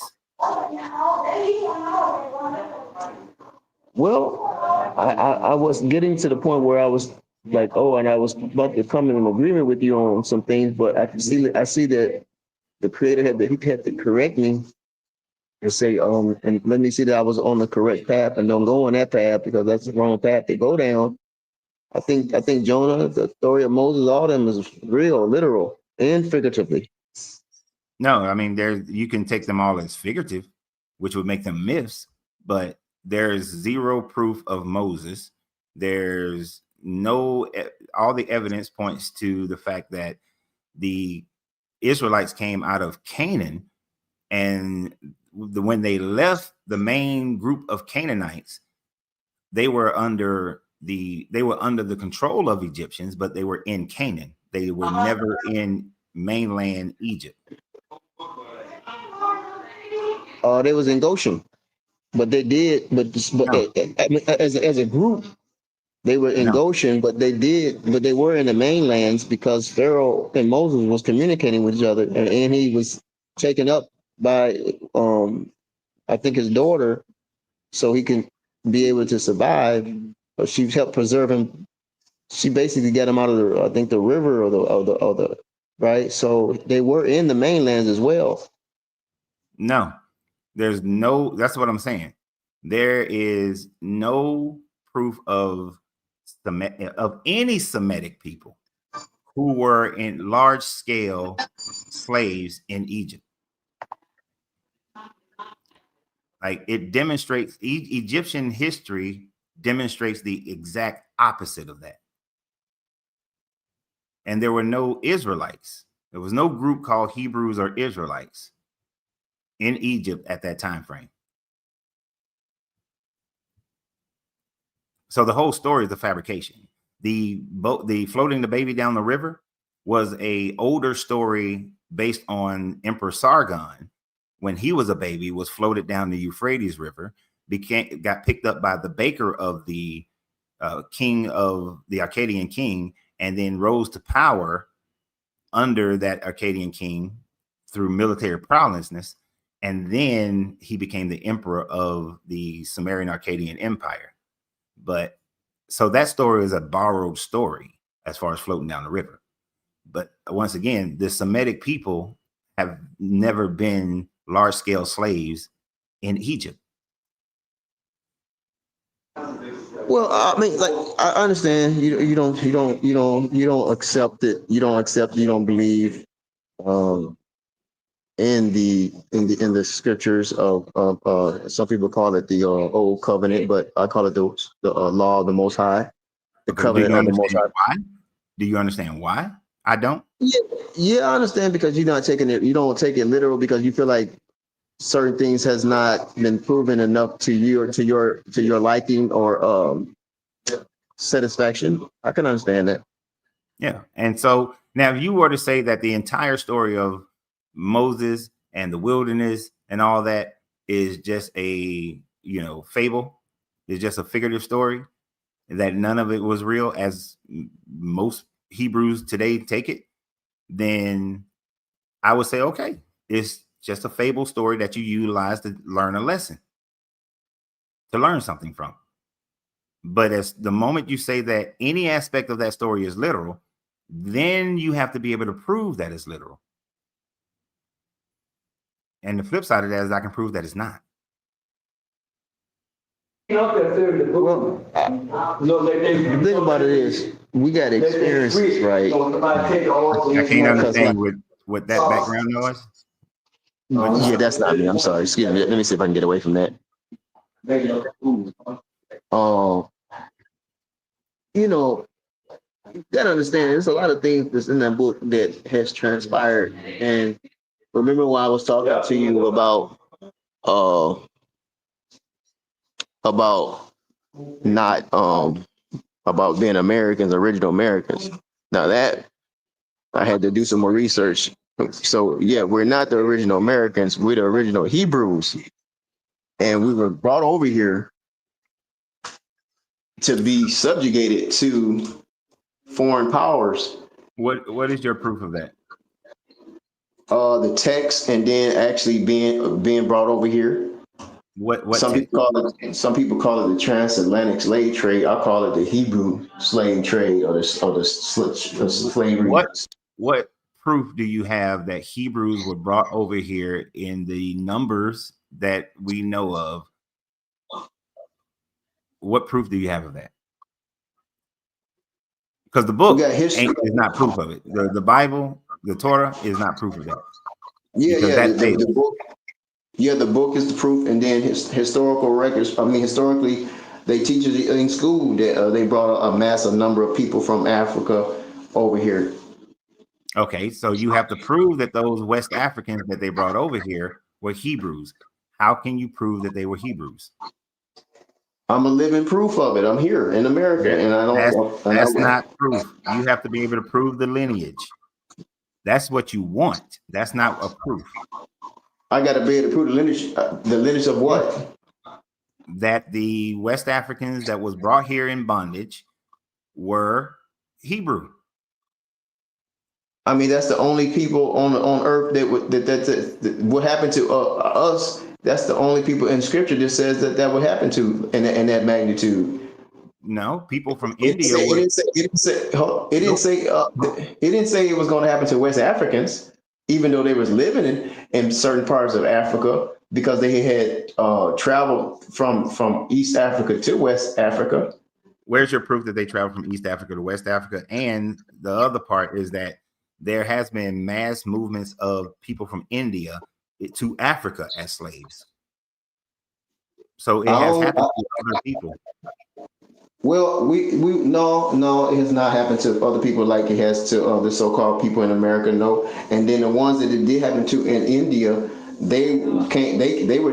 people that our people was transferred there too, or Have you ever studied the trans-Indian slave trade? Well, you can call it the trans-Indian slave trade if you want, but no. Have you ever studied the trans-Indian slave trade? Okay, where they took people from India and moved and transferred them to Africa as slaves. Have you ever studied that? Okay. So, but their story is different, even if that has happened, right? Have you ever studied it? Is the question. No, not that particular. No, not that particular history. Then you cannot say that it is false. No, I'm not. I didn't say it was false. I'm saying that those are not the same people. They're not Hebrews. What I'm saying is they don't have the same story. They didn't lose their identity. They didn't lose their language. They didn't lose their history. They know who they are. They know they from India. They know Hindus.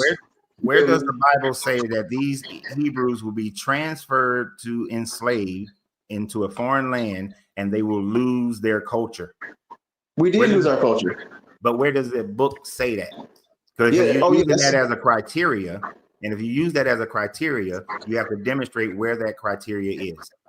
It's all in the book. You just gotta read through it. And you got to see that generalized stuff. You've been listening to my show long enough to know that generalized stuff don't work. No, right? I'm saying it's in there. I'm just not giving you the exact scripture on where it is, but it's in there. You have to be able to do that. We will lose our inheritance. We will be called bywords, and that we will be servants to. We will serve their gods and their false gods, and we would lose. We would not have a priesthood. We would lose our priesthood. We would lose we would lose everything about who we were and what we had accomplished in the past as Israelites. Yep, that's all in. Where does it say that, man? You got to find it. It's all through the book. You put it together. It's not going to be like word for word like that, because the book don't read like that. You can't read the book like the book don't read like that. So you're not going to be able to just put it all together. You got to put it all together when you see. Hear some scriptures referring to some things that's going to transpire while we're in captivity and during captivity, and then you'll read other parts in Isaiah, Zechariah, Zephaniah, Daniel. Then you'll see that. all those parts that you're talking about is talking about how they were in Assyrian captivity, when they were in Babylonian captivity, and how they started worshiping the Babylonian gods, the Assyrian gods, and then when they were freed or became vassal states of those people, then they went back to their god, and so all that stuff has already happened. That had nothing to do with West Africans. Okay, well, that's your interpretation. That's fine. No, it's not an interpretation. It's the reality of history. And then the West Africans, Reality of the history. West Africans that was taken into bondage, none of them were worshiping Yahweh. They had never heard of Yahweh until I never said they. captured. No, We let me finish the point. They never heard of them, so they had lost. So if I were to grant you that they miraculously migrated from East Africa, then I would grant. Then if I granted you that, then they were not in Africa, in West Africa, as slaves. They were free people, and they lost, and they were worshiping other gods. No bondage situation caused them to worship other gods. Actually, we was in West Africa before we even got to West Africa. We was worshiping false gods. See, you don't know the story. You need to read that book all the way through. I don't read the whole book. You haven't. It's obviously you haven't. No, if you have, don't make that kind of claim when I've read this book more than 50 times. And that's the understanding you're getting out of it. Okay, well, your eyes haven't been open to because understand. It doesn't match up with history. When did they come from East Africa? When did this great migration happen out of East Africa? They left in the book of Jeremiah because they didn't want to serve the Most High, so they left as a nation, as a whole. They left and went into Egypt. It's in the book of Jeremiah. I tell you. And when did the Egyptians migrate and over into West Africa? I don't know nothing about Egyptians migrating over there. Okay, when did these Israelites who were in Egypt migrate over to West Africa? That was through a process of time. That part is not that part is not necessarily. I don't know if that part is necessary in the book, but it do talk about us leaving and going into Africa or into Egypt, which back then would be considered Africa back then, because Egypt was the. You see what I'm saying? Because Egypt was bigger than what it is now. You see, Egypt did not stretch. It did not stretch much further than it is now. Egypt has never been this country or dominion that stretched all the way across through West Africa, that crossed the Sahara Desert. That's never happened. The largest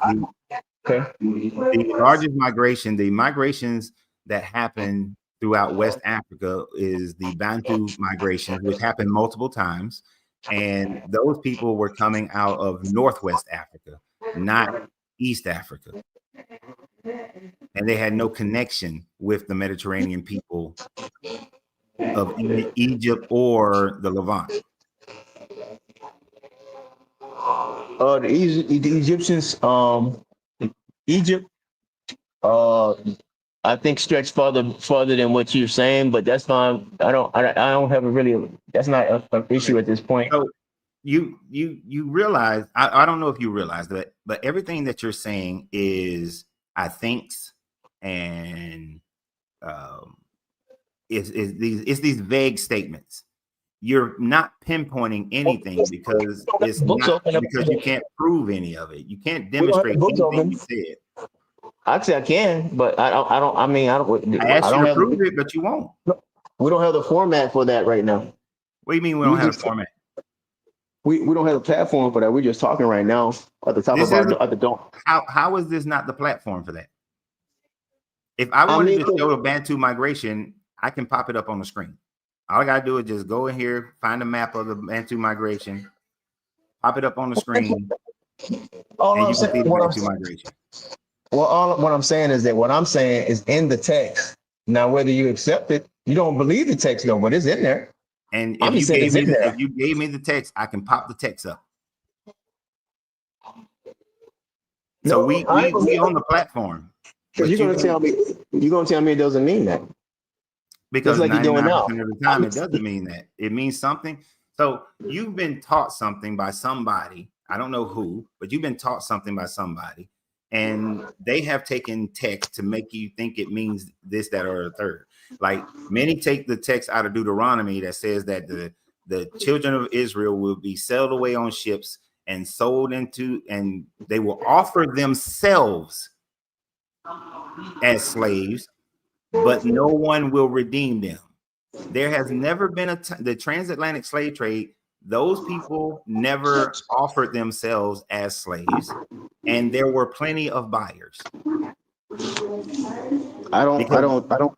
That's not what. That's what I mean. You don't know what the text means. That's not what the text means. I do know what it means because I know what words mean, and I know what they mean in their context.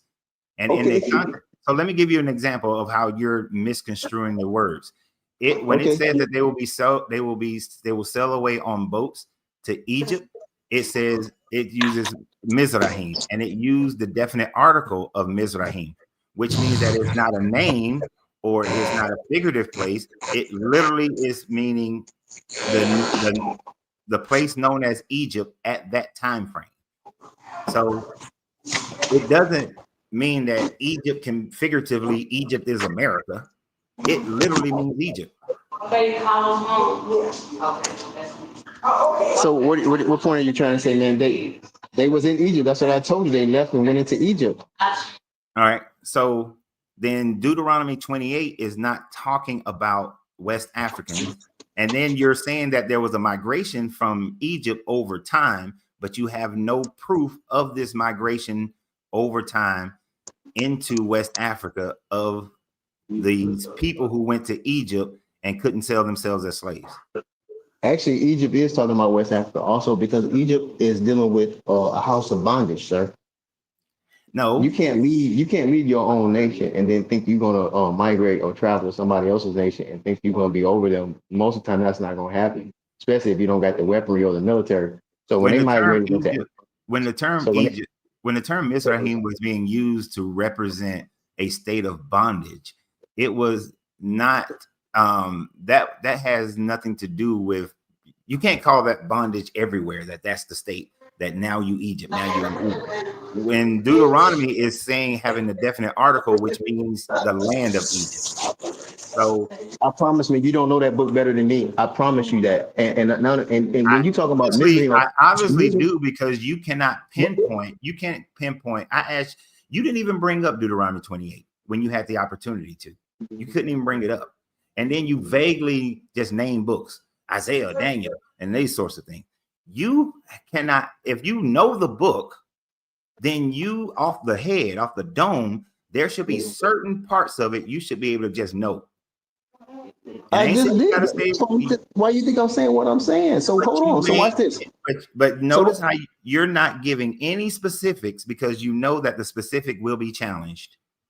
I don't have a problem with you challenging. That's cool. I like challenges because you're not giving the specifics to make sure that it can't be challenged. Life is all about challenge. What I'm saying is this. Listen, if I had, when you talking about Mizraim that's a twofold situation right there. Mizraim is also the land of bondage. It's the land of captivity, as well as an actual place where people reside and live. I already know that already. Yes, but do you understand that? Too much people about that book. I promise you. But in the text, like that. In the text, if you're going to, when Mizrahim is being used, you have to be able to identify how it's being used in that particular text in order to make your statements. So when you make these statements when you make the statement that Mizrahim is bondage, when those West Africans first, if you were to be able to prove that the people of West Africa who went into slavery came out of Egypt first, migrated over time, you would have to demonstrate that they were in bondage in West Africa. They were in bondage. I'm trying to break it down to you, but you cut me off. But so let me just say this. I ain't gonna be long. So when you migrate, when you leave Jerusalem and your land Israel as a people, because you're rebelling against the Most High, and then you migrate to Egypt and all parts of Egypt and or the land of Ham, right? Then you're gonna be subservient to those people. So yes, when we were in West Africa, we were subservient to those people there, just like we subservient to the people here in America, because this is not our homeland. and we don't have no established homeland government right now. It's common sense, man. They No, were it's in not. captivity. We were in captivity in West Africa. That's No, why no, no, they that's weren't. one reason why it was easy to get us and to put us on those ships to bring us over here, because they worked with the other foreign governments to put us in on them ships, as well as some of us who went voluntarily. Nobody went voluntarily. So if you actually study, if Slaves, you look, some if people go dude, voluntarily hold because they on, don't want to fight. I let you talk. I let you talk. Well, I was just elaborating on that. Some people do go voluntarily. No. There's not one instance of somebody coming voluntarily as a slave to the Americas. Now, when you look at the actual history of the transatlantic slave trade, the only group there was the only major group that were sold into captivity because they had lost a war. The Vayuda tribe had lost a war against the Dahomey, and the Dahomey traded guns for those POWs and sent them over. Now, as far as the ones who are what my family comes from, majority of my family comes from, which is the Yoruba, the ones who had came across were the ones who had lost in war against other Yoruba tribes. And most of the people who got Igbo is because they had lost against other Yoruba tribes, and they were sold into slavery, right? Until they got colonized, and then once they got colonized, then they just took people, because under colonization, you're a POW. You make Okay, a see, big I'm not even talking about no Yoruba, because if the Yoruba people are not Hebrews, then it doesn't really matter. That's not my history right there. So that's cool. You can, but that's cool. The majority of people who came over to the Americas are Yoruba, Igbo, and Dahomey. I mean, not Dahomey, but Vayuda. Those are the majority of the people who came over from West Africa. There is zero Israelites. This is just people. This is just black. Honestly, this is just black people in America who still want to connect themselves to this book, but you don't want to deal with the white people version of it and think because we're not Africans. That's why we don't. We're not. That's why those Africans. If we were Africans, so I'm gonna show you. I'm gonna show you something. No, I'm gonna show you. When I say we, I'm not necessarily speaking of you. Come on now. I'm saying that's what we mean. I'm saying we is encompassing a large group of people. Right, but not you. When I'm being clear, but you just not listening to me. I'm saying when I say we, I'm talking about us Hebrews. I'm not talking about people who think they're Africans. I'm talking about those who know they're Hebrews. We're not Africans. If we were Africans, listen, if somebody kidnapped your kids, right, by force, right, you're gonna go and try to, if you got the power, you're gonna hire somebody to go try to retrieve them. If we were Africans, the Africans has never came to try to retrieve us and bring us back, fight for us and bring us back to no homeland, because it's not our homeland. You know what? So we Hebrews. No, hold on. So what I'm saying, we Hebrews. Stop this nonsensical bullshit right here, and that's why I muted you, because that's some nonsensical bullshit that demonstrates that you don't know history, nor do you understand geopolitical environments. All right, the first 100 years, well, less than 100 years, but about the first 50 years of the transatlantic slave trade, it was not done by Africans as a unified group.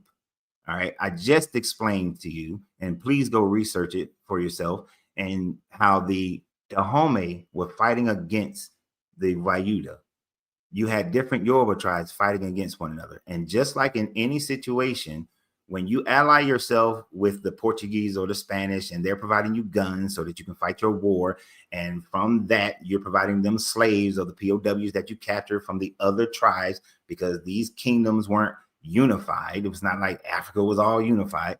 Then they sold them. So why would the Dahomey then try to come and free the people that they sold into slavery? Why would the Yoruba try to free who they sold into slavery? Why would when they converted to the Benin Empire, would they try to come and free the people they sold into slavery? And then later on in the transatlantic slave trade, those countries became colonized. The European countries said, to hell with being allies with them. We're now going to conquer these people. And so when they conquered Nigeria, then those people were subjugated, and they just transferred those who they wanted to sell into slavery. So now the whole country of Nigeria is conquered, and they sold those people, and they took those people, and the others were subjugated in Nigeria. So they don't have the power to come and get anybody because they have been subjugated themselves. And this colonization of Africa lasted until the mid 1900s before countries started gaining their independence from their European colonizer. So go and learn the history first before you make the claims, because you're just following what somebody else has taught you. And I'm taking you off the channel and bring somebody else up, because I'm not going in a circle with you with that, because that makes absolutely no sense. That's just, I don't want to study it. I've been taught this information from somebody who made me feel good about being Black in America. I kicked you from the show on purpose because I'm not going back and forth with this, right? I'm not going back and forth with this. This is insane. And I find it very disturbing how these Black people, dude, stop coming up on my show now. I said I kicked you on purpose because I don't want to go in a circle on this. So stop asking to come back. All right. Because I'm not doing that. I'm not going to let you keep talking that nonsense when we've already went through it 11 times, and you just don't want to accept actual history, but go with your I thinks and this generalized, oh, they left Egypt and migrated into West Africa. That didn't happen at all. So no, I'm not doing that. I'm not doing that.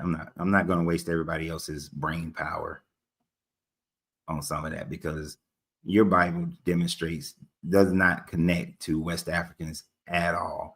And even those West Africans who are over there now talking about some, oh, we Hebrew and we've been Hebrew for generations. These are just people that for hundreds of years of colonization, they doing the same bullshit that the Hebrew Israelites are doing in the Americas. They've created an attachment because they can't leave this book. They got to stay with this book. Right? And if you claim that you are Hebrew, show me the paperwork. Show me the paperwork that you're a Hebrew.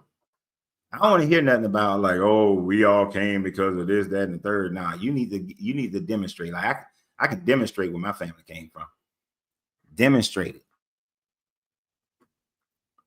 Demonstrate that damn thing. And then and even if you did do a generalization, because a lot of paperwork is not there. You can only go so far with your paperwork. I will give you that. But then you have to demonstrate the people, this migration. And usually that's done through archaeology, right? That's how we know how people migrated, which is one of the reasons why this walking around in the wilderness for 40 years is a freaking impossibility. It's a lie, because there's no way 2 million people are walking around the Sinai Peninsula and they don't leave artifacts. There's 0 artifacts of them walking around the Sinai Peninsula for 40 years. None. And there's 0 artifacts that show them going into the promised land, so-called promised land. As a matter of fact, Jericho and the city of Ai demonstrates that they didn't do what the Bible says that they did to Jericho and Ai, because the walls of Jericho were already down before the time frame that the Israelites would have crossed the Jordan River. Ai had already been a deserted city before they crossed the Jordan River. So, and they didn't become utilized. Well, Ai didn't become utilized again until like the 10th century is when it had people in it, a large number of people. You had a few scant people here and there, and which like 30, 40, 50 people. And then Jericho's walls weren't rebuilt until much, much later. So it's a bunch of bullshit, because the archaeology shows a different story. And I'm going to take the archaeology before I take some make-believe sky daddy who brought these people out of Egypt and gave them this kingdom. It's all fiction. It's it's a group of people in and around the 700s, 800s BC. Well, no, from around the 900s BCE who manifested and created their own story based on their previous ancestors about 300, 400 years prior, separated themselves from the Canaanites who were a vassal state of Egypt. And because they left the Canaanite group that was being ruled by the Egyptians in the Levant, they created a whole story by picking some parts from the Akkadians and Sumerians and picking some Egyptian parts and some other Mesopotamian parts, and created this whole Abraham, Isaac, and Jacob on up to Joseph, and then us leaving Egypt. They just left coastal Levant. And then when Meneptah came in 1208, he whooped their ass and decimated them. And if it wasn't for the Bronze Age collapse, there would never have been an Israelite kingdom at all. But of course, when you establish a kingdom from being a just nomadic people to a warlord people, and then you establish a kingdom, you then create your own damn history. And that's where all that story comes from, because they didn't have the technology we have today. They didn't have the archaeology we have today. So you can just make shit up that sounds good and say that, oh yeah, 800 years ago, our ancestors did this, that, and the third. And people still do that bullshit today.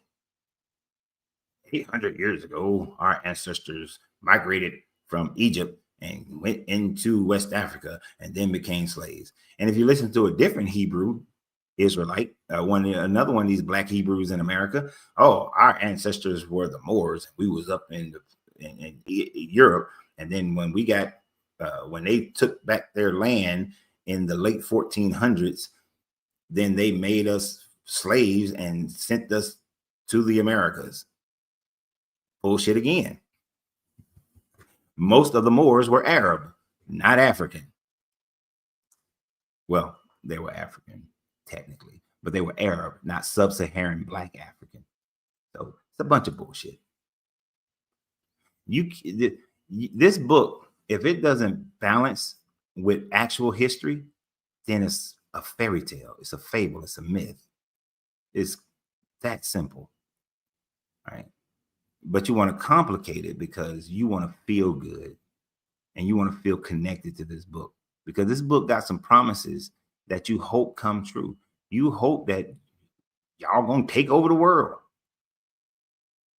But why you letting them other people in Israel take over Israel? Why y'all letting that happen? Why all these Hebrew Israelites? Why they ain't over there taking control and dominating? Why y'all ain't over there ruling Israel? Why y'all let them, as y'all like to call them, Ashkenazis, go over there? Them fake Jews. Why y'all let them go over and take y'all land?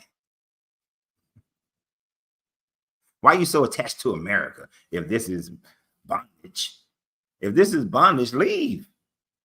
Leave. Pick up your shit and go. But I don't see none of y'all trying to go over there. Matter of fact, well, I don't see none of y'all trying to go over there and rule shit.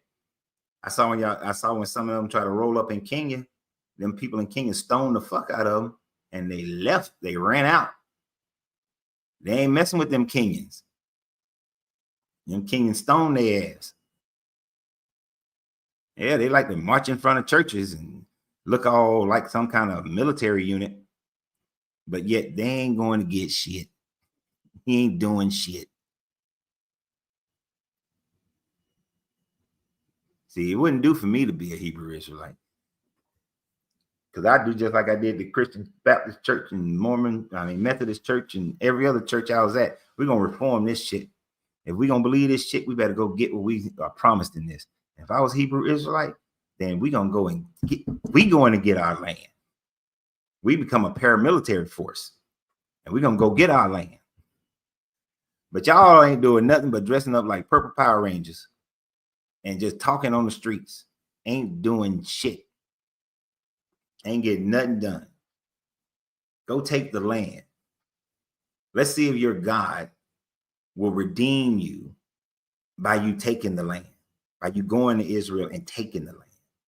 defeating the Israelite military that is being supported by Europe and America. Let's see if you can go do that. I want to see how you stand up against fighter jets, how you stand up against rockets, how do you stand up against the AR-15s, how do you stand up against their special forces, the Mossad, how do you stand up against them? Go do that. Go be like the people in Haiti in 1804 and take your shit back. And then don't let them do you like they did Haiti and squash you economically. Go do that. Because all that we the Hebrews, y'all ain't showing nothing. Like what man talk about ways we can show Christians how to show love and be a greater version of themselves. Hebrew Israelites, since y'all whole thing is we the true Hebrews, that land was promised to you from Syria, Lebanon area, all the way down to the Sinai Peninsula, from the Mediterranean, all the way over to the Euphrates. Go take it. Go take it. Get some inroads. Go take it. Start the war. God is on your side. Let's see how far you get. You won't even make it out of America. I can tell you that. You won't make it out of America. Because you ain't getting the weapons out of America, first of all. So you ain't going to make it out of America. So that means that you're going to need an arms dealer that is already in country over there or near country to be able to supply you with weaponry. Then you got to create your supply lines and get your supply chains up. You got to organize your military. So you got to have every branch of it, or every function of the military in order for it to do it. And then you're going to have the finances, because they ain't going to just give you these guns. You're not going to give you any tanks. They ain't got giving you any of that shit. You got to buy it. So where's all your industrialization, your business that's going to allow you to buy a $20 million tank? That's just one damn tank. You think you're going to do something with one tank? Nope.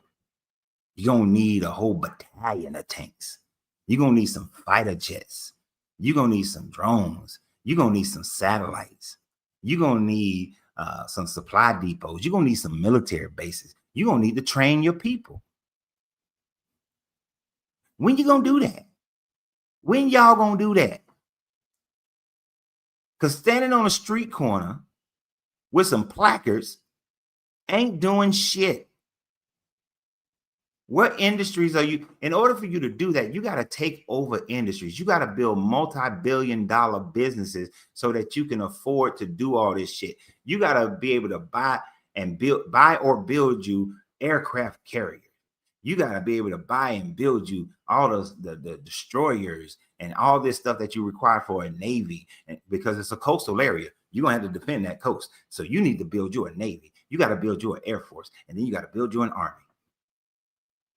That takes billions upon billions of dollars to do that. Billions. Yeah. That Hebrew Israelite shit is like one of the dumbest things that people get caught up into. About as dumb as the Nation of Islam. They shit dumb too. They actually had the fucking land that they could have started building their own communities, and they let some of it, the parts they had in Georgia got taken away through taxes, and then the parts they had in Alabama, Mississippi, they sold it.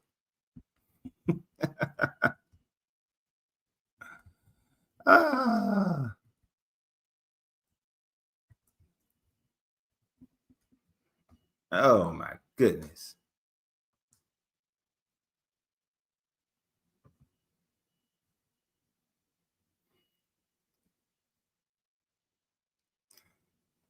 So the reason why I say a tank costs $20 million, because it's going to cost you about $9 to $10 million to buy a high-end tank. But then you're going to, in order to get it over there and in order to get it over there and get everything done, you know, all the stuff that comes around it is going to cost you. That's why it comes up to about 20 million.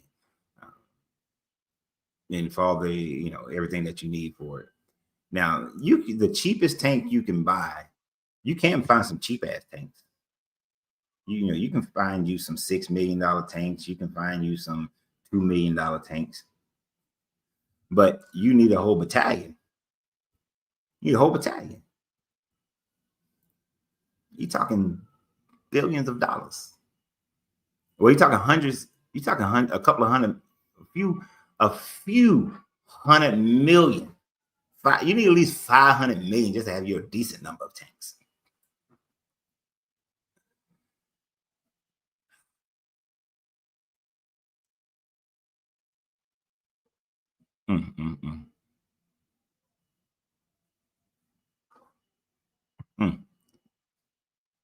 Got my agent on up. Shit. Do I need to take the trash to the street? Or can it wait till Monday? I think it's low enough. It can wait till Monday. We don't make a lot of trash.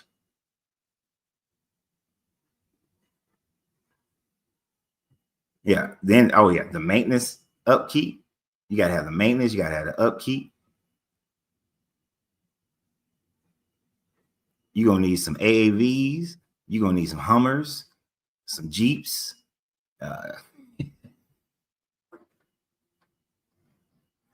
You know how much stuff that these jokers going to need if they want to take Israel? They can't do shit. These jokers, they talk all that trash. Can't do a damn thing. Not one blessed thing.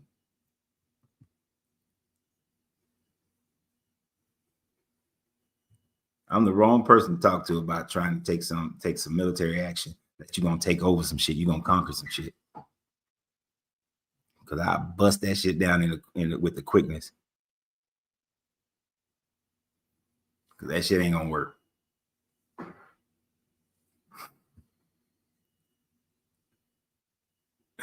Oh man. You'd had a better shot of doing that. You need to time travel. You gotta do some time traveling. And then you're gonna have to convince some if you were in West Africa, you're gonna have to time travel. Then you're gonna have to convince those people that it's more important to fight the Europeans than it was to fight the other African tribes that you had already been fighting for generations. That's more important. You got to convince them that, right?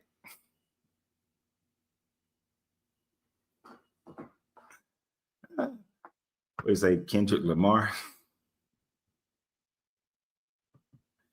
You're gonna need more than that. He ain't got enough money. Kendrick Lamar ain't got enough money. You had to get Oprah.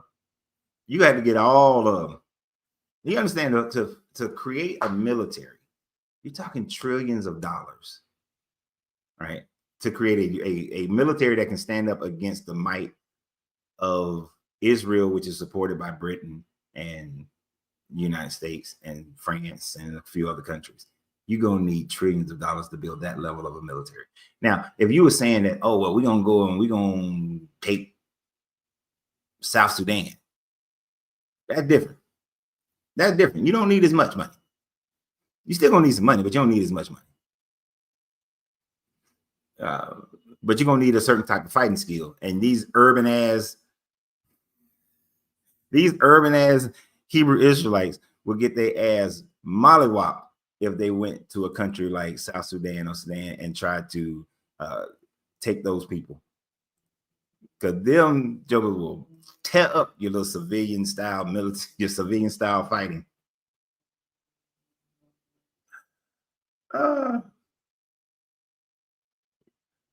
Like the Hebrew Israelite can't take nothing. They can't take nothing.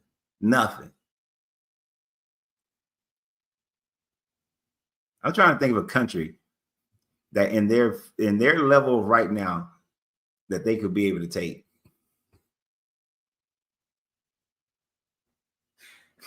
You can't. You're gonna have to find one of them South Pacific islands where ain't nobody doing, they really ain't got much. You got to go take them. Or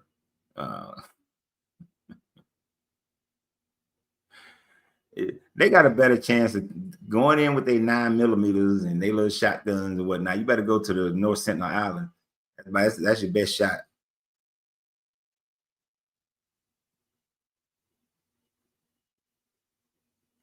That's your best shot. They still using like spears and bows and arrows and shit. That's your best shot.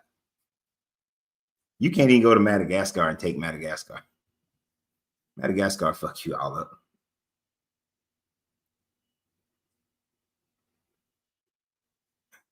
Ah, that's right. You need money and tech. Ain't gonna do shit. I'd say, what up, Mello? What's up, bud? Coach, what are they? Some Israelites talking about they're going to take over Israel. Oh, I mean, that's part of what they say. You know, he was just making up. He was talking about a whole bunch of stuff, saying that the black people in America, that we Israelites, we Hebrews, and because he couldn't substantiate any of his claims and making a whole bunch of vague statements, after I kicked him off the show, I personally went into a tangent of how the Hebrew Israelites are supposed to get that land back, and if they're gonna get it back, because that's what they say, then go do it. You know. And so he didn't say it. He didn't say it specifically, but that's part of their whole little deal. Delicious. Yeah, no, they couldn't. Look, they couldn't take an American city. Exactly. They couldn't. Yeah. The best kind of militia we had going for black people here was the FAC coalition. But they arrested the leader of them because he was pointing the thing back at the snipers that was pointing at him. Like, you can't point no, and they just man, I forget how many years he's still locked up now. It's like it was just like 6-7 years ago. But yeah, bro, that was like probably the biggest militia that we had. They had thousands of people. They showed up. They did marches. They was in the streets. They all had all the artillery you can ever think of. You know what I mean? But it was all like military guys and actual. You know, they still had civilians sign up, of course, but Is that actually done like their training? Is that if that's the organization I think it is, I'm not sure. Like they came to Georgia and they were marching around Stone Mountain, right? And but they told everybody don't have any ammunition in your gun. So I was like, kind of punk ass shit is that you're gonna walk around but you ain't got no ammo? And I remember driving through downtown Stone Mountain when that happened, and I saw all them KKK boys, over at this one park. The motherfuckers had their guns with loaded, but these jokers walking around with no ammunition. I was like, y'all stupid. That's just dumb. Yeah. So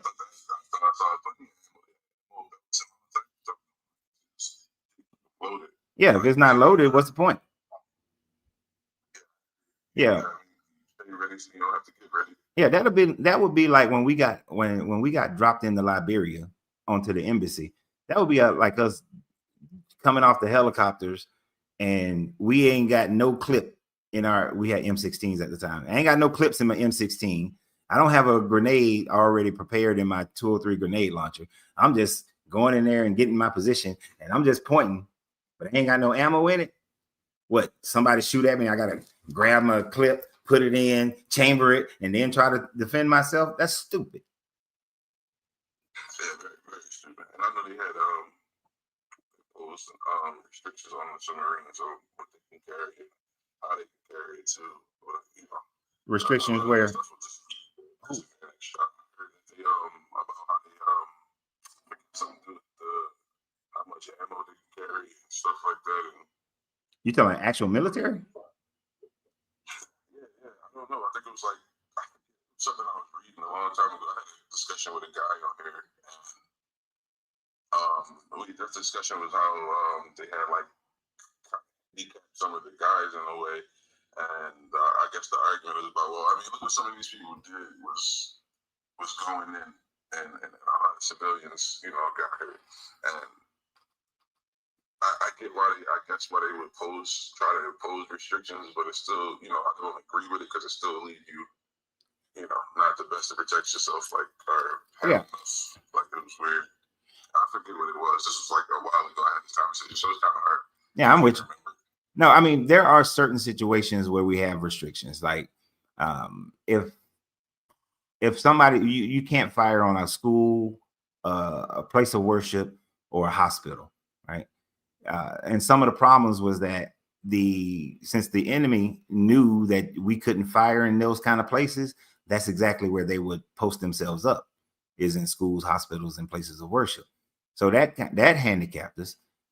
When I went down into this one spot for a humanitarian, I ain't gonna say out loud where I went, but because by law we were never there.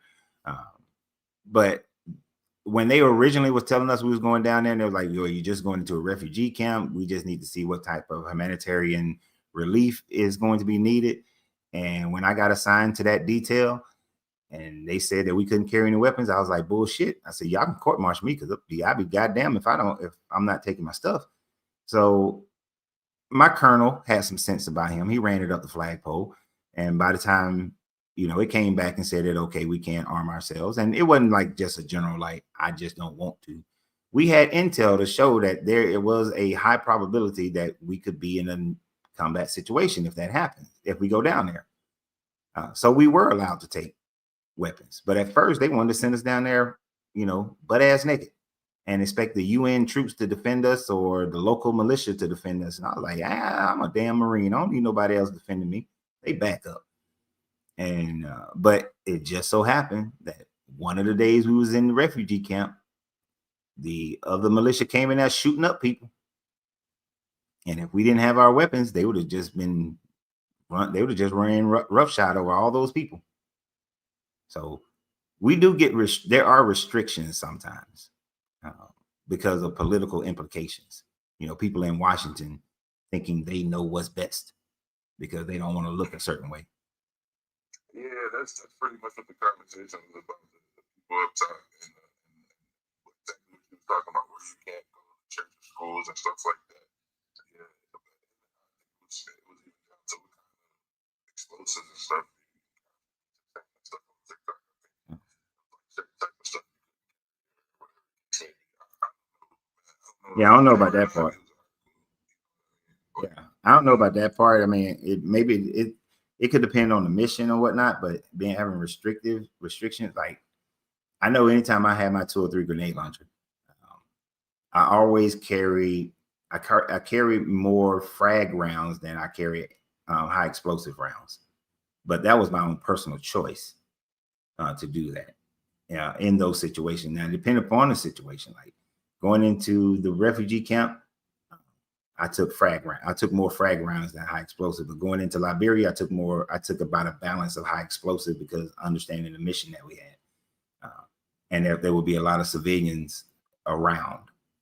So I took more high explosives so they can be more pinpointed. And then you do get recommendations. You get recommendations as to what you should take or shouldn't take. Like when we went to Liberia, taking an AT-4 would be, there's no point for that unless you were doing something off compound.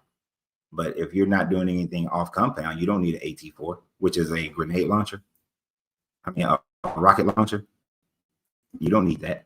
So it's relative to what you're doing. Those are the only times. That makes sense. What you're saying makes sense. It's hard to kind of get this from report. You know what I mean? Like, Yeah. You did it. You lived it. So obviously you have a simplify it. Yeah. Like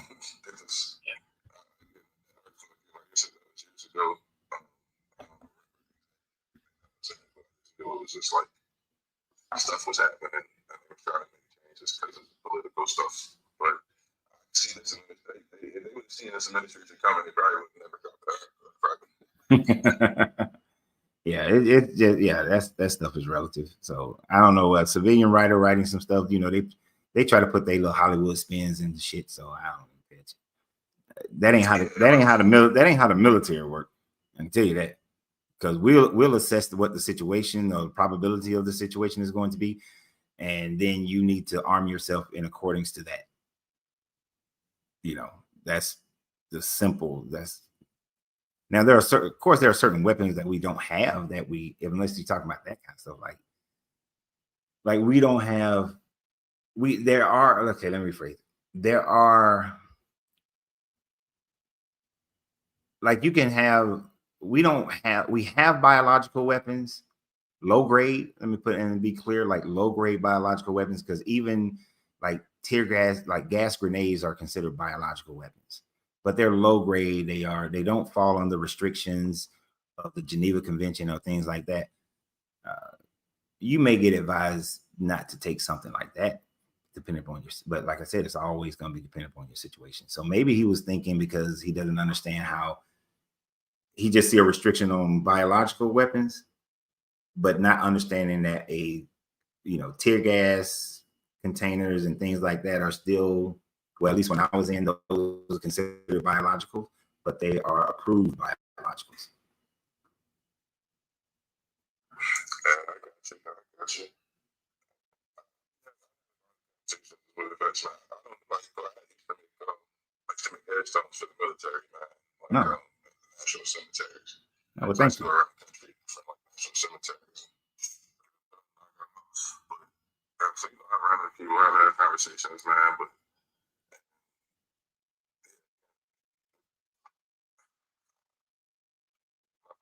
these people, like you said, it's multi-tier. You don't know what they're, again, you don't know, the person don't know about the differences and what levels they can bring. Like you said, tear gas, what level. Yeah. Stuff definitely probably a no-no. Yeah, and what the Hebrew Israelites gonna be able to get their hands on? Really, what they gonna be able to get their hands on? Some automatic weapons.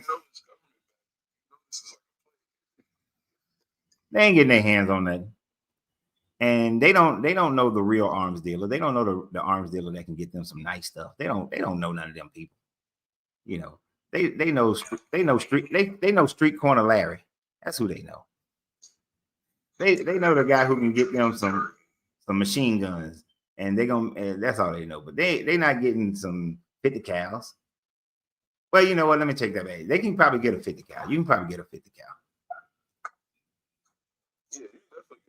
Yeah, you can get that. That's about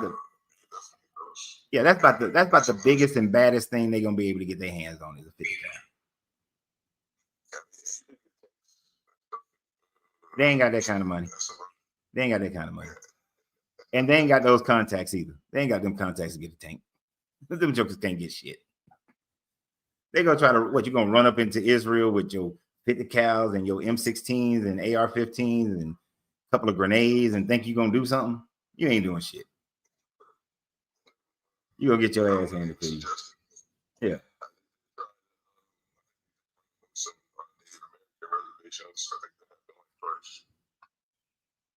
Really?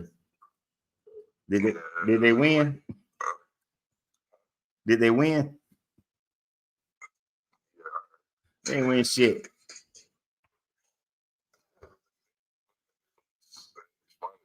Fast enough, so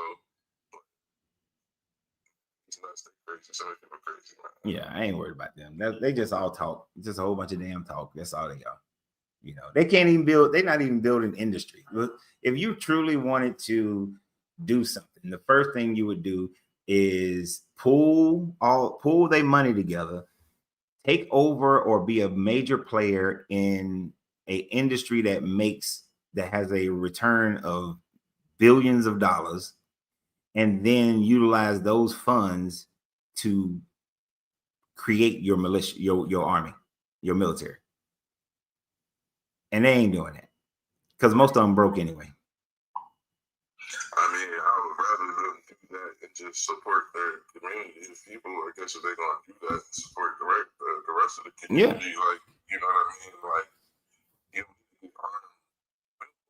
but they supposed to take Israel. They got the promised land, man. They got the promised land. They supposed to get all that land all the way to the Euphrates. That means they got to conquer Israel and Jordan and Iraq and Syria and Lebanon and Egypt. They got to conquer all them people.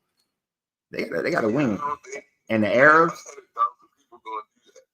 Yeah, they got to control all of that. They got to get all that land and occupy it, and then be able to keep the rest of the world from taking it back from them. They gotta do all that. That ain't happening. Weak ass motherfuckers. Yeah. I forgot about that. They need anti-air defense. And they need satellites.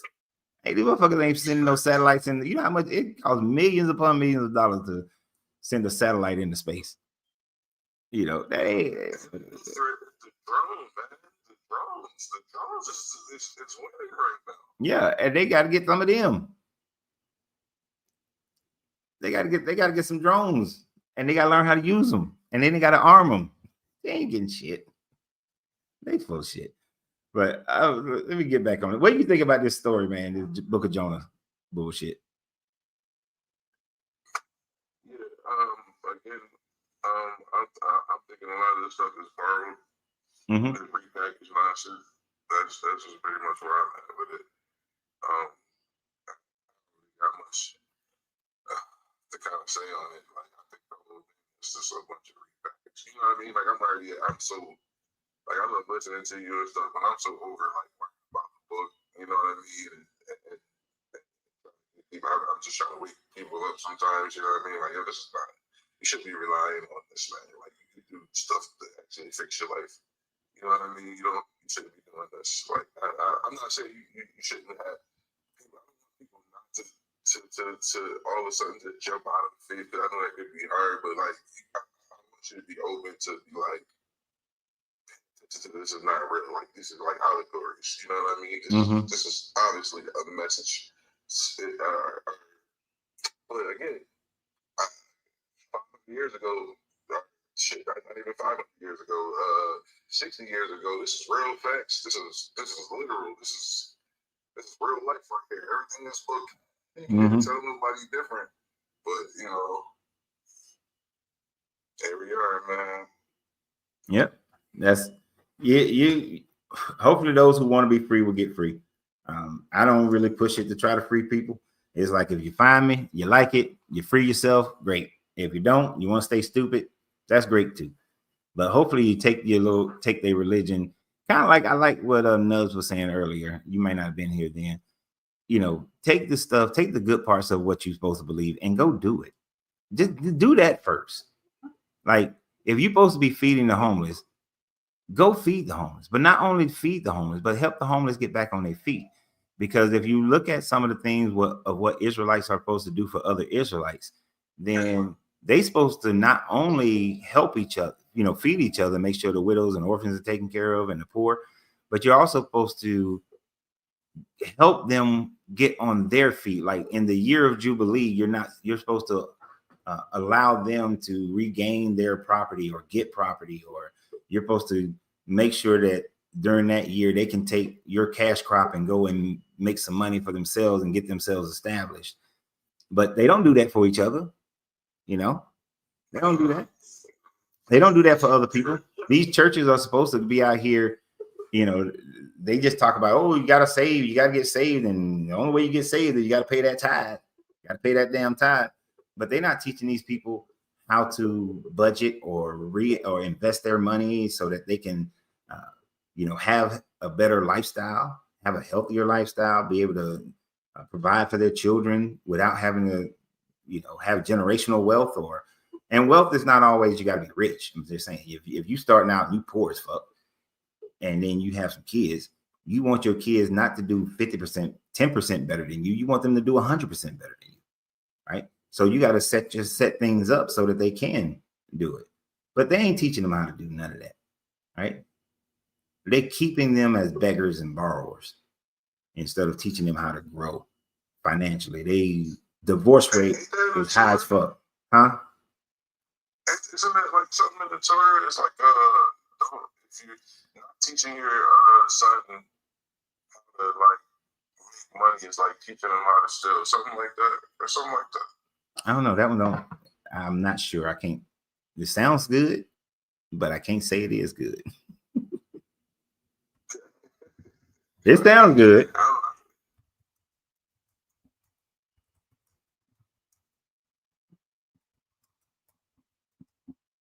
I know. Say if you don't work, you don't eat.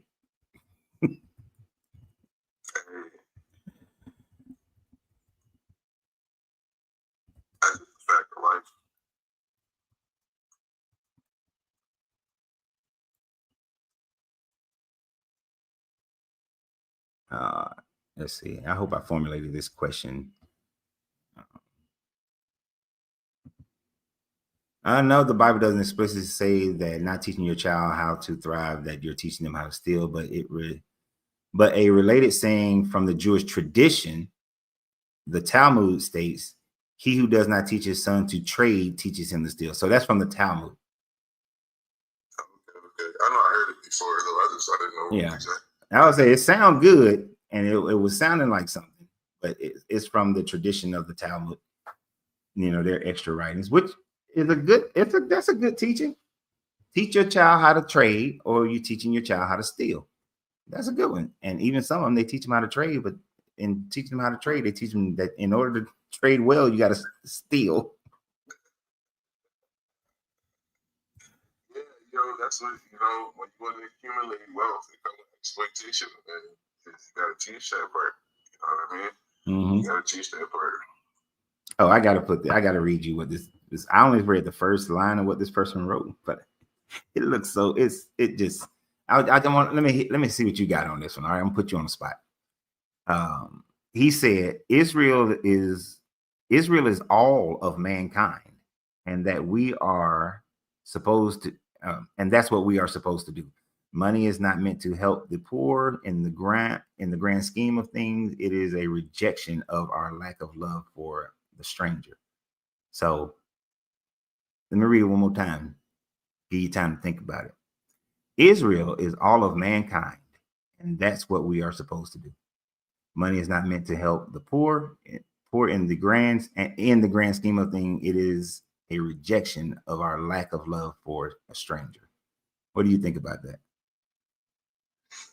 I'm very, very, very off put by that whole statement. That string of statements was very incoherent, if you will. So how is the world? Why do you have to explain how is the whole world Israel? Like, you have to start there, but because we started the first one, you know what I mean?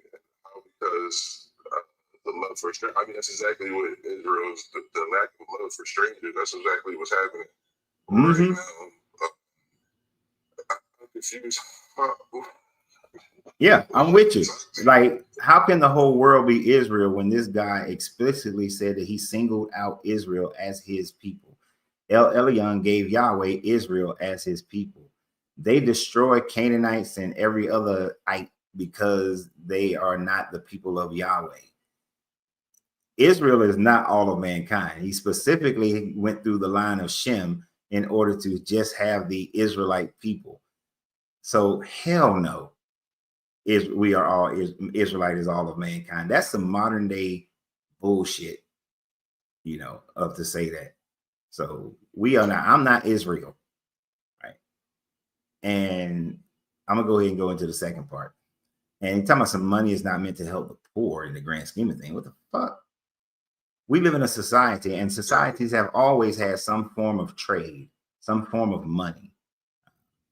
And if you wanted to go with the love of money is the root of all evil, okay, you don't have to love money to utilize money in order to thrive. Then the difference is loving money. If you love money, you're more apt to do something evil to get more of it. But you can acquire money without loving money. You can use money without loving money. So they like to just, people who hate our monetary systems and want to go back to some bartering system, they always think that money is some kind of evil thing. Money is just a object, a tool. Yeah. Do you love your hammer? Right. I love it when it's building a house, but if somebody was bashing my head with it, but is it the hammer or is it me? Yeah. You definitely don't love the hammer. You just use the hammer. You know what I mean? You don't feel any really type of way about it. And unless some people like hammer optics and weird ways and stuff. But I'm just saying, unless you're that, you don't get any different on an object. So that's what money is. Exactly. And this joker just typed no barter, free. So he want everything to be free. What utopian ass society does this man think that people can ever be in where everything is free? That means, so basically he's a communist. He's preaching communism, because communism is in its purest form. I'm not talking about what the Soviet Union did or China or any other communist country actually did, but communism in its purest form is everybody works for the good of everybody. And so everybody has food, everybody has clothing, everybody has housing, and so on and so forth.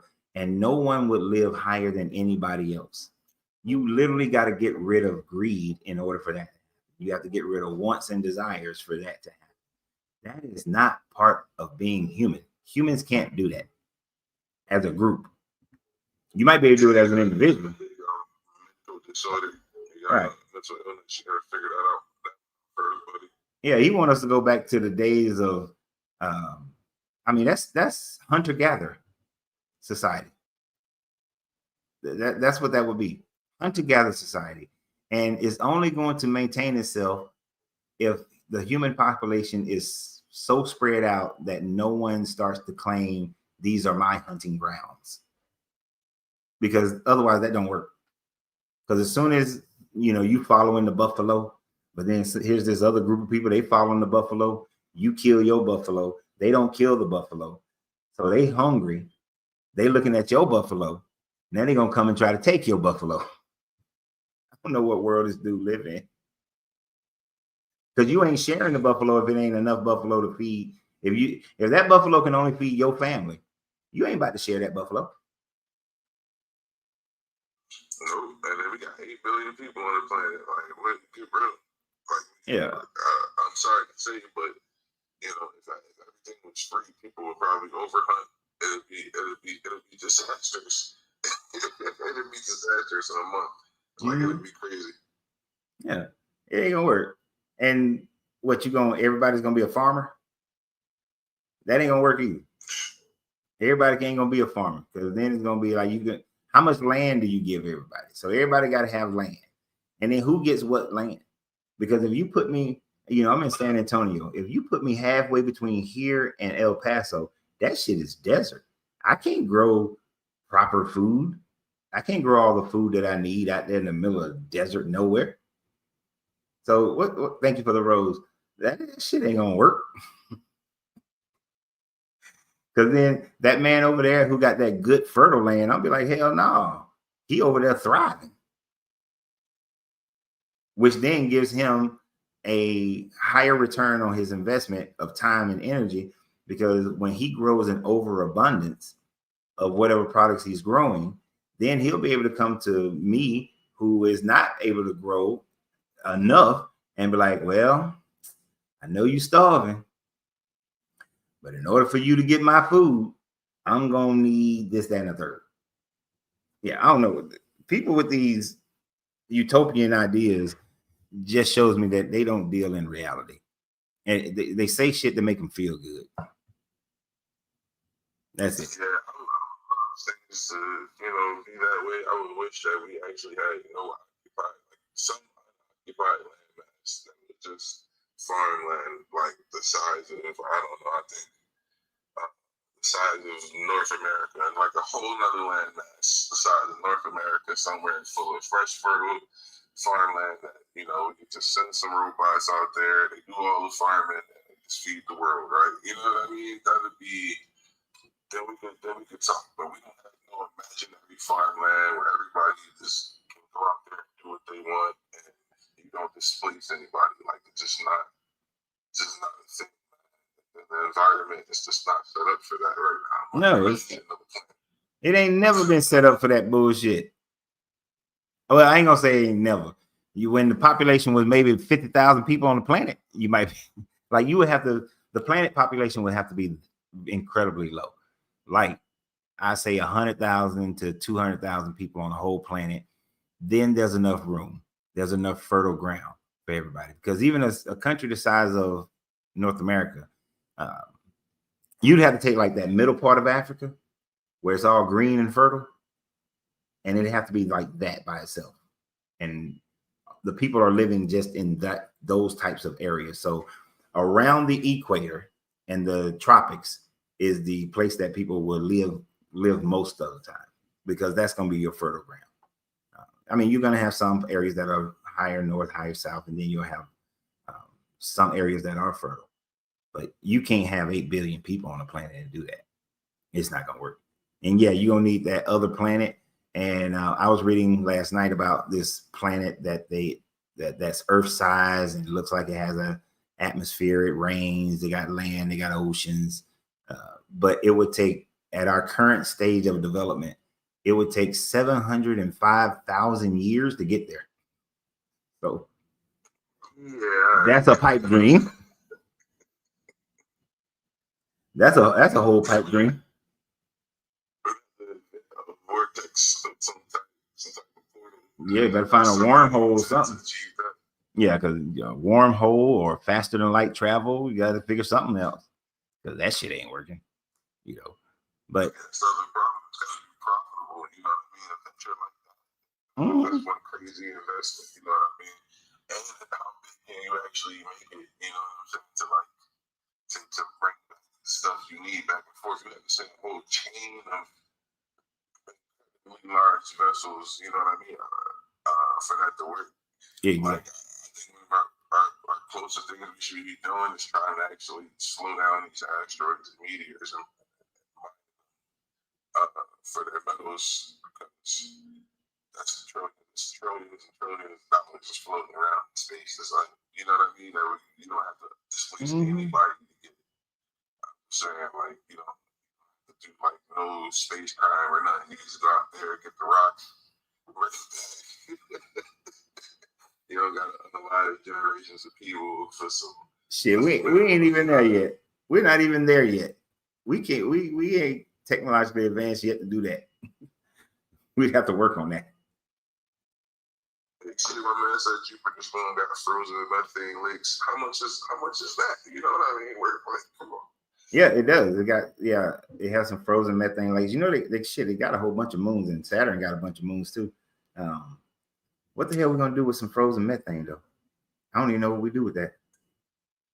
A bunch of burners. I don't know. I don't know what we're gonna do with some methane. You can kill some people, but that's all. I'm not knowledgeable enough to know what we can do with methane. But these people, man, they come up with some crazy stuff. And every time we do try new systems, you know, some systems may work better than other systems. Communism will consistently fail because you still got to work. So nobody's sitting around not doing anything. Technology will one day we're getting better and better with robotics and better with AI. You know, just got to make sure it doesn't kill us, you know. And I don't know, it might be like that. What's a little cartoon movie where they had to leave Earth because it became so trash, but the robots and AI was taking care of all the people, and AI got all fat and shit. Wally. Gonna be like Wally. Isn't that? Yeah, that's Wally, right? Yeah. Then everybody just get lasers here. It ain't gonna work. Now we'll destroy ourselves before we get to that far. But I think one of the best remedies you could probably get to, an easy one, is to really just tax all these rich people and do UBI, like for like $15,000 a year. Like, wait a minute, what's UBI? Universal basic income. Nobody should really be living in an economy where it starts at zero. Like, we have enough money supply to actually pull this off. And the problem is, we got so many people hoarding it, and it's just sitting, not doing anything. Trillions of dollars, just. Okay, but so you're saying that, so UBI is like minimum wage or some shit like that, you saying? Universal basic income, it basically be like, the dude was running for president, remember years ago, Andrew Yang, and he had a UBI. Martin Luther King had a UBI idea too, before he was going up there. I think it was like $500 a month or something back then for, Americans over the age of 18. They were going to do it by taxing the the billionaires and what they were doing for selling our data and stuff, and start just taxing stuff like that. Thinking they were getting away with all of they make billions of dollars. And he had the numbers. He had it all figured out. It was $12,000 a year for everybody over the age of 18 in America. People looked at that because he was Asian and they didn't want to vote for him. I'm pretty sure that Okay, was wait, hold on. Free money? Hold on. It's crazy. Hold on. Why am I giving everybody $12,000? Do they work for this $12,000? No, it's because automation was taking. It's going to become taking away everybody's jobs soon. It's going to be destabilizing a lot of things, which it has. But you know. But why am I giving everybody $12,000 and they ain't doing shit to earn it? You just get it because you're alive. What's his aim? So you can solve poverty and stuff. Period. The United States, he was just trying to make it better. I mean, what's wrong with that? Well, first thing is $12,000 is not going. $12,000 a year or a month. It's a year. It wasn't supposed to be enough where you can't work. It was supposed to just take the foot off your neck. That's all. So you can family, food. You ain't got to worry about. You know, you're not struggling all the time. That was the thing. People have to be struggling with it. Some people can do with the money and all the other stuff. You know, I get it, but some people would run businesses. Some people would take chances. Some people would go to another state and try to get a job because now they know at least got $2 grand coming in a month where they can go take a chance and go do something else. And I'm trying to think about this and not be my 100% free market capitalistic self, because I'm capitalistic. So and as far as like, and then you want to tax the rich people to pay for this, huh? I said, and it's better for local economies. You get more people shopping at their stores, more people be able to spend money. It's better all around, honestly. It's just taxing the people that should be taxed at the proper amounts. They should be taxed while taxing the new stuff, the data from all this internet crap. So when you say that they should be taxing people at the proper amount, what's the proper amount? If I make $1 million, well, the best time that we were taxing in America was like 92%. It's insane. 92%? Over $1 million or something like over $1 million or something or over 10 million or something. I forget what it was. It got crazy, but it's not. The beautiful bill apparently supposed to tax us at 75% and 2027 starting, I think, 75%. So I mean, with the regular people, not even the rich. So nah, I refuse to accept that. I haven't read it, but 75% taxation would kill. If you want, one day, check my page. I have a video where they're talking about this and Congress, where they're explaining and they're reading the big beautiful bill, talking about, oh, this is what it's going to be, and the guy's not shameful about it at all. The guy who wrote it, puts it together, he don't care. Like, yo, it's crazy, man. Because yeah, you can't. If you tax people at 75%, you're going to destroy the economy. That's not going to work. Exactly. Because so what you're saying, for every $100 I get, $100 I make, I only get 25 of those dollars. So how can a person be able to live if all they're getting is 25 of every $100? You can't survive on that. Yeah, that's why it was only taxing the millionaires over a certain amount. Like, it wasn't, you know, they had restrictions and stuff like to make sure that the working class or the middle and underclass wasn't getting destroyed. Okay, so I'm looking at a quick review of it, right? And it's saying that the individual income tax rate, that 7 marginal income tax brackets from the TCJA So you're still looking at a 10%, 12%, 22, 24, 32, 35, and 37. 37 being the top marginal rate. So nobody's getting taxed at 75%. Corporate tax rate is a flat rate at 21%. And then you got your capital gains, which is unchanged, whether it's 0, 15, or 20%, depending upon the income, the taxpayer's income. Yeah, I'm thinking those ones don't disappear. I don't think the ones before the prior year. I think that it's when you said what was the first number you said was like 15%. Well, right, and then the next one was 25. That gets added on. The 15 don't disappear. No, it's 10%. I forget whatever numbers you're talking about. I'm saying that those numbers don't disappear. They just get added on to that percentage. Get added on to. That's why I'm saying, like, just watch it. Like, just watch the guys who wrote it and the people in the office asking them to explain this nonsense, and you'll see what I'm talking about. Like, I didn't just make this up out of my, you know what I mean? I just make this up. It's not from me, man. This is from them. Well, taxes are a very interesting thing, and like in the summertime, like when I get the Pub 70, I read the Pub 70 because I have a certain client base of people who taxes that I do. And so I only read the parts that deals with them. I don't bother reading about like the farm taxes and all that kind of stuff because none of my people are farmers. But I didn't see now the Big Beautiful Bill, so-called, came out after Pub 70. So I haven't read it yet because those things will be in next year's Pub 70. But as I'm scanning through it right now, I'm seeing increases in deductions. But I haven't seen where your personal income tax goes up to 75%, because that would kill the economy. Okay, wait a minute. No, that's child dependent care tax. Those are credits.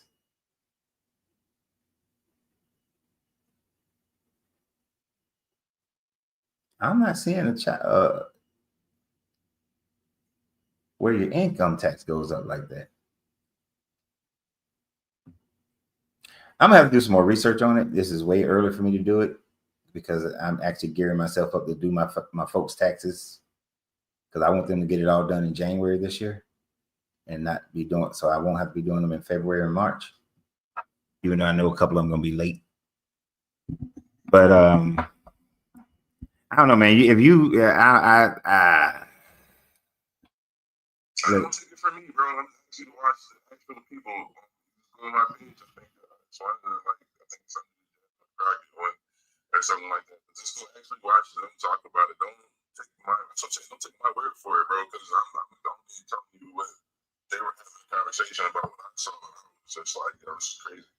Like, it doesn't make any sense. You know, I looked at this bill.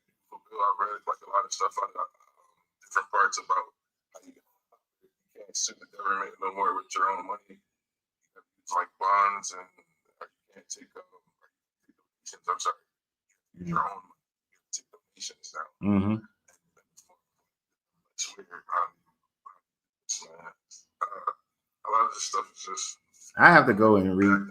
I have to like read through the tax part of it, but there's no way that even those people who signed it or approved it, there's no way they're gonna, because you got to think they are the rich as well. So let me tell you how rich people do shit. If you did do something that would impose a 75% tax on their income, then the first thing if they haven't already done it, they're going to drop their personal income down to below the threshold, and then they'll just pay for things in their company's names or, you know, through a trust, and then that way they are limiting their tax liability, and those things then become write-offs for their businesses as well, even though they get to have usage of it. But they're not. No, there's so many loopholes that people use to be able to pay the least amount in taxes. Like if you had a company and you only paid yourself and you set it up as an S corp, and you set that up so that you only pay yourself dividends. So every 3 months you pay yourself a dividend check. Your dividend check is taxed at no more than 18%. So you're still paying a lower percentage. So if you're talking about they're taking away things like that, which I doubt, then we just figure out another way around it. Because I'm not paying taxes. I'm telling you right now, I ain't paid taxes since 91. I'd be damned if I pay taxes. You know, but I don't know, man. I'm gonna have to research it. I don't know enough about how this thing is supposed to work. What changes are going to be coming down the pike next year, so I can't really break that down. But you can't tax people at 75%. You do that, you destroy the economy. And I'm totally against just giving people a free check. And that check coming from the people who make the most money. I don't think the people who make the most money should they be footing the bill. They already foot most of the bill anyway through their corporate taxes. I damn sure don't think they should be footing an extra bill for jokers who ain't doing shit. I am that guy. I just think the taxes should be, what it used to be, 21%. It should be like you said. I think it should be back up to like 75, 70%. Obviously, there's a lot of them that accumulate. Why should you? Do you think it's fair that if you are a millionaire, you make $1 million, that all you get?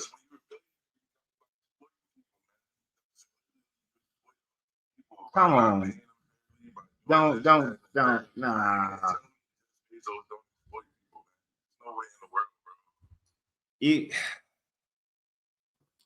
No, I'm gonna say that he plays within the lines. What do you call exploiting people? What's a fair wage? Hold on, let's go one at a time here because this is some bullshit. I hate this bullshit that people be saying. What's a fair wage? It's a livable wage. Whatever the livable wage is calling for it during the time. If the livable wage, if it's $15, then they should be making 15. If the livable wage is $18, then they should be making 18. Whatever is the social, what do you call them? Side who can tell you what it is. The people who crunch the numbers who say, hey, all right, they're living at this. The numbers are this. That's what they should be making. You know what I mean? Whatever the livable wage is, minimum wage in my state it's still $7.25. Where is that? Okay. What is your okay, so your minimum, so you're saying that he should pay at least the minimum wage, right? Or you should saying, or are you saying they should raise the minimum wage?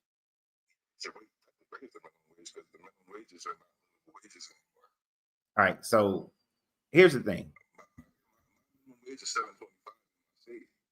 $7.25. Okay, so it's $7.25 in my home state in Georgia. It's $7.25. If you get a job at Amazon, and the lowest job that they have is working in their warehouses, right?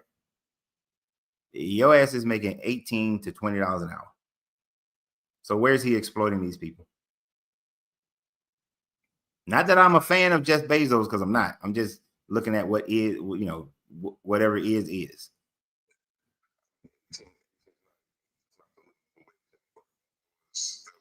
18 where? Where? Where do you live? Where do you live? All right. In Philadelphia, would you agree that if I lived in Bethlehem, Allentown, Pennsylvania, and I made $18 an hour, I can live better than you living in Philadelphia with $18 an hour, right? That's what I said. That's what I think people should where they live at, bro. I said they got it. That's what everyone's frame it. Okay. One more. Where I'm saying it's always where you relative where you live. Like I understand why people in New York doing the same job I was doing was making more. Exactly. Because and that's how it works. In Philly, you can go to Allentown and pay somebody a hell of a lot cheaper than you can pay somebody in Philly.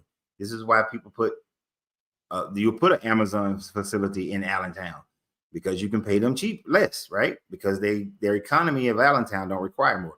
So you're saying establish a minimum wage per city or region based on what it costs to live in that city or region, right? But the market demonstrates that. The free market demonstrates that when you know that you got to pay someone, like when they offered me a job, I was living in Tampa and they offered me a job in Manhattan. They knew they couldn't offer me the same wages that I was making in Tampa. They knew they had to bump that thing way the hell up, right? So it's a given that the market will dictate that. The government shouldn't dictate that. And then if a person is in Philly and you decide to make yourself less marketable than other people, that's whose fault is that?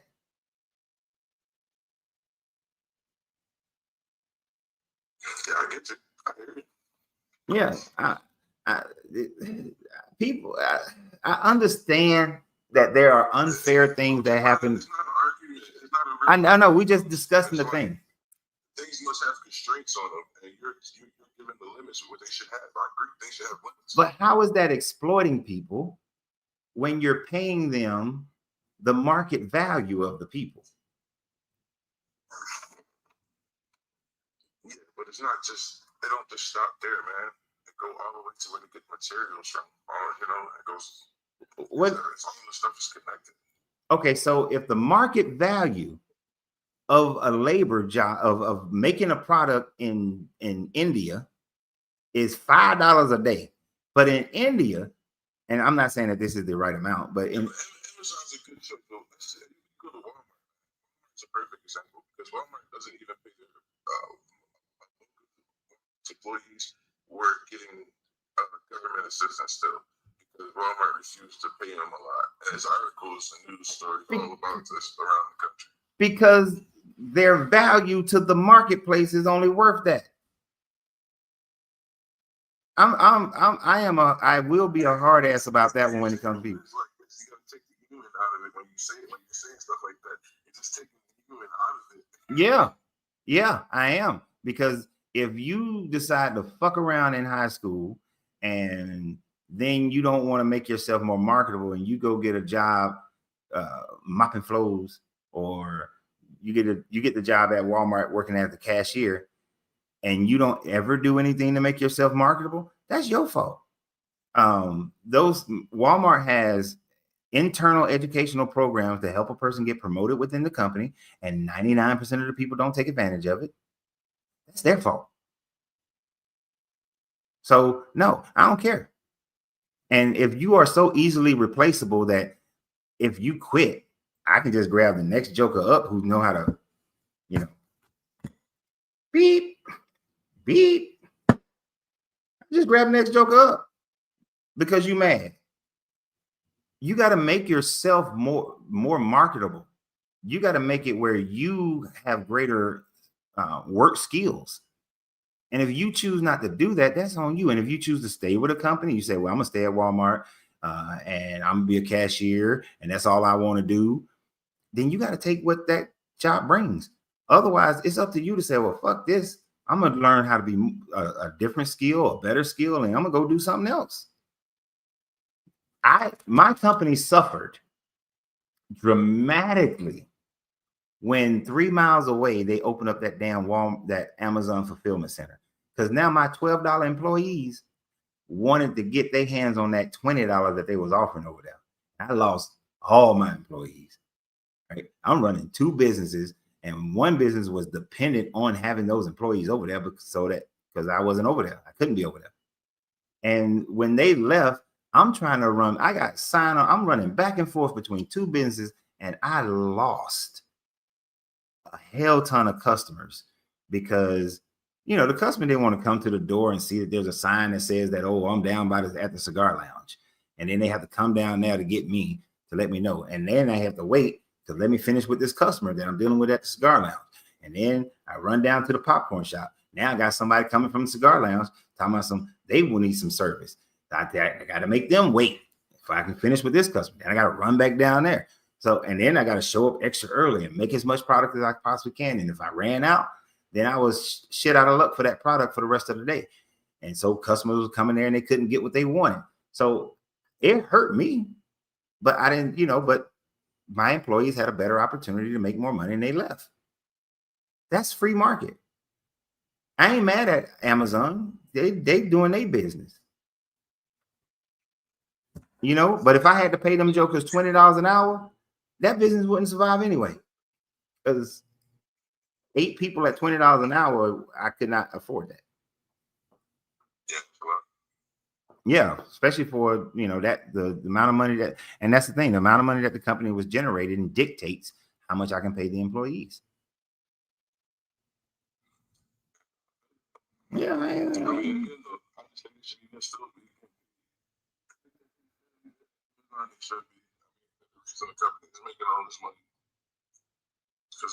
They not them.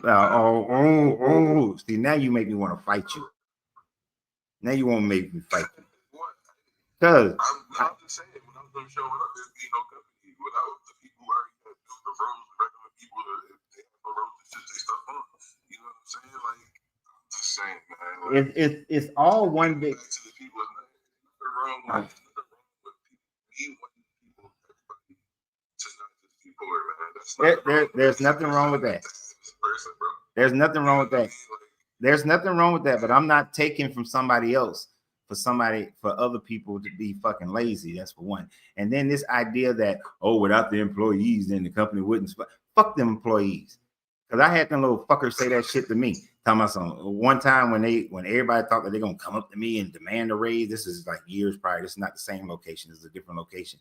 They're gonna get together like they're a fucking union and talking about something, without us, you wouldn't be able to do this. I was like, oh, really? All you motherfuckers are fired. I shut the store down for a week, I hired new people, trained them fuckers how to do the job, and reopen the doors. Because I'll be damned. Because my question to them, where the fuck was you when I spent, hell no, I'm on a rant, damn it. Where the fuck was y'all when I spent $72,000 to open up this business and my happy ass was in here for 12, 14 hours a day, 7 days a week for the first 2 years, and you fuckers weren't here?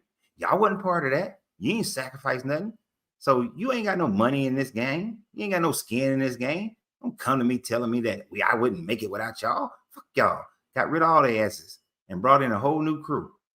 Because I'll be damned. And the fact of the matter is, them fuckers wouldn't have a job at Amazon if Jeff Bezos wouldn't have done what he did out of his garage. And if his parents wouldn't have gave him a bunch of money. And if he wouldn't have sourced stuff that he could then flip and sell, he wouldn't. And remember, he started with books. Then it wouldn't have become the company. Him going through that sacrifice is what created the opportunity for these jackasses to make the money that they're making. And then you're going to have the thought process that this company can't function without you. Fuck you. And the horse you rode in on. I tell you, I'm a pit. Yeah, but still wouldn't have the roads. I'm just saying, man. The guy who built his house, the Mexicans who built. Hey man, look.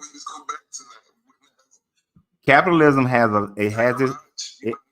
I'm with you. Capitalism has its problems. I'm not saying it doesn't. It's for all the people out there who think that I'm being a total, complete asshole.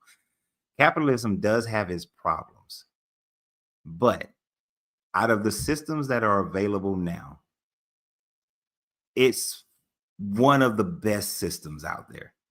There are mixtures of capitalism and socialism that I think is better, but I will take that over more of your version is more communist and I don't like the communist system because I grew up in the 70s and 80s and Soviet Union and whatnot. It's just the impossibility of communism. You still got to work, but some people, you got to get rid of greed. I think the government can do better as far as taking care of the population. We shouldn't have it where it costs $5 to make some diabetes medicine, but then you charge people $300. That kind of stuff, I'm down with you. But when it comes to employee pay, you get what you're worth. And the market decides. what you're worth. And so it's up to you. And I'm not going to penalize rich people who put they money out there, or they created something so that their next generation can go out there and get shit done at a bigger level. I'm not penalizing them. Now, if we can find where they're doing some ratchet stuff, then that's what we have a justice system for. It doesn't always work. That has problems too, but we do the best we can with it. Yeah, I mean, if they stop exploiting Africa, they probably wouldn't be getting what they be getting off with. But other than that, yeah. And everything has to work together. And some people do need help. Now, I hate the way our social systems, what they've become. They weren't originally created. So you take me back to when I used to do my political shit. These social systems weren't originally created for people to stay on them for 20, 30, 40 years, and for the next generation to be on it for 20, 30, 40 years. These social systems were created to get you back on your feet, to help you get on your feet. That's what they were. You're not supposed to be on welfare for your whole life. You ain't supposed to be on food stamps for your whole life. These were supposed to be temporary systems to help lift you up. But they have become where there is a decent percentage of people who stay on it for their whole fucking life. And that's got to change, right? That's the part that I can't stand, right? People should be, and I don't get mad whether it's a Republican or a Democrat that changes the system. I don't really give a damn. But so Clinton came out with a program, it didn't take effect until Bush was in office, and Bush got blamed for it. But it was, if you're not attending certain types of training, then you would get kicked off your social program. I thought that was a great damn program. And then it got messed up somehow because Bush was taking the heat for it. But I thought that's a great idea. That's the way it should go. Because white people took up the most, they're on the snap the most, right? Just by the numbers. You look at the numbers, and it tells you who uses the most, and it's white people, and they didn't like that extra stuff, especially that it came from, especially what came from. Yeah, the fact that it came from a Democrat, but then it took effect during a Republican, people then choose sides based on a political party, which is dumb as hell. If I was a Democrat, I'd be like happy, like, yeah, we need to get these people educated, get them trained in a trade or something so that they can go out and get a better paying job or a job period so that they can then take care of their families. And yeah, I would limit. You can't fucking keep having kids and you're going to stay on this program. And I would take away the thing where they started saying that, well, if you have a man in the house, then you can't be on these programs, or limit how much money, well, yeah, if you got a man in the house, then you can't be on these programs because that breaks up families. And then I would have a time limit. I wouldn't put a limit on how much a person can make while they are on these systems. I would just put a limit on it. Once you make a certain amount of money, your program now will terminate in 6 months or a year so that you have an opportunity to build your own savings and get yourself together while, once you've gotten a higher paying job. I wouldn't make it where the day you get the higher paying job, I'm kicking you off the system. I'm going to give you some time, some grace period. It's just, so that's adding a human quality to it. But I'm not just going for your lifetime give you free ass money. I'm not doing that. You need to get on the system for help, get off the system. Keep moving it, just like that. And now old people, when you're old as fuck, shit happens in your life, you might lose everything. We need to take care of the old people. So old people, I'm cool with. I let them hang on the system a lot longer. But these younger people, hell no. No. These are the schools, these are the training you can go take. And then we're going to have companies that work with you. I give tax rebates to companies that help. And I think that was part of the plan too, that tax rebates, companies who hire people who went through these trainings, they got tax rebates for hiring those people. So I would work with the companies to make sure these people have opportunities to get jobs, and I'm going to do that thing. And then if your ass got a criminal record, it depends on what the crime is as to whether or not I'm still going to penalize you for your crime. You know, if you rob the bank, you can't get a job in banking. Sorry. If you SA some children, to hell with you. You need, I don't care if you're poor as hell. But if you got caught with some marijuana, I'm not about to put that where you now can't get a job because you got that as a felony. You know what I'm saying? So there's a lot of, y'all don't want me to be president. Y'all don't want me to be president. But yeah. Huh? Shit. I think you'll be way nicer than you let on, man. I'll be what? I think you'll be way nicer than you letting on right now, man. Oh no! If I was president, I would damn sure I would rearrange that whole system to fit just like that. No, I would tell America, I'm either, you know, what's the whole thing? I'm teaching y'all how to fish. If you don't want to learn how to fish, then you're gonna starve. Then you starving, and don't come blaming me afterwards. No, I exactly would be that way, and I would tell people. Also close the loopholes and stuff too, though. That's what I'm like. I don't think you just be on that specific thing. Like, I think you're not just going to stop it at that. Like, I think you would, you know, try to set things more balanced. I would, but I'm not about to penalize people for succeeding either. Yeah, they should pay more. They're going to pay more because the tax. You should have a graduated tax bracket. So the more money you make, yeah, you're going to pay more, but I'm going to cap it. It's never going to be more than 30% if I did. I would never go more than 30%. I don't think anybody should have to give up 30% of their income that they earned. You know, no. And think about it. There's more new money, new millionaires than there are old millionaires. So I'm going to now take more than 30% of what you made or what you created, what you invested in. And with the fact that most businesses fail within the first within the first 2 years, and then out of the ones that survive the next 2 years, 75% of them fail in the next 5 years. No, I'm trying to make it easier for those people who just started a business so that they can have more opportunity for success. Because this country really is on the backbone of the mom and pop business, not the bigger businesses. So, I'll make it work. But some people gonna get their feelings hurt. They will. A lot of poor people gonna be mad as fuck at me, huh? I'm gonna give you a fair opportunity to see. I'm gonna give you a fair opportunity to see exactly what you made of, and if you made of baby shit, then that's what you're gonna be. Soft and malleable, and you're just going to go and have the country fuck you over. You just gonna get fucked over by the country because that's your fault at that point. I'm gonna give you the opportunity, but if you don't take it, ain't my fault. Yeah, I'm gonna make all the schools teach the same shit so that every child gets the same level of education. So if there's AP courses in this rich area, the little poor people, they're gonna have an opportunity for AP courses as well. Everybody you're gonna get a fair opportunity to learn. You're gonna get a fair opportunity to grow. I'm putting trades back into the high schools because everybody ain't going to college. I'm gonna give you some opportunity, but if you don't take it, that's your fault. And I don't want to hear you whining after.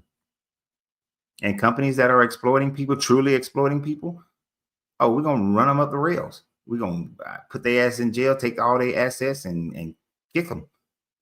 But if you're not exploiting people, you're doing your thing and you're just doing things based on what the market demonstrates, I'm not going to penalize you even more. No, I'm not going to raise a federal income tax to $18 an hour because now you've killed every rural area. Every rural area business has now been killed. So all those mom and pops who may only be hiring 1, 2, 5 employees, now they got to get rid of those employees because they can't afford it. Yeah, that's why, that's why I was on the first $10 million. It was asking for what tax that's what they were trying to. Oh, I saw that there was something I saw that was at 15 million, some shit kick in. But I'm not kicking extra, man. No, I'm flat tax. Flat tax at I'm gonna flatten it out at a certain level. It ain't going no further than that. It ain't going no further than that. You know. That's fine. Like I said, as long as it's fair, man. Like, yeah, it is fair. I think it's very fair. If you make 15 million, you should never have more than 30% of your income should not. That should be the max. I'm not going to penalize you if you make 10 million and then you go up to 15 million. I'm not penalizing you at 15 million. No, I'm gonna stop. It has to stop somewhere, and I'm probably going to stop it somewhere around 400,000. Around 400,000, I'm stopping it. 30%, that's it. Anything above that, it's still going to be 30%. I'm not going to keep on moving it up as you make more money, because now that encourages you to actually take advantage of people.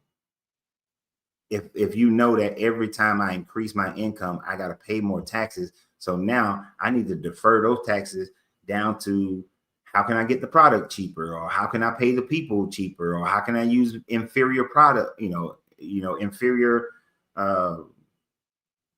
supplies. Now that encourages you to mess with people because you're getting hit with a higher tax bill now. So no, I'm not going to do that. Just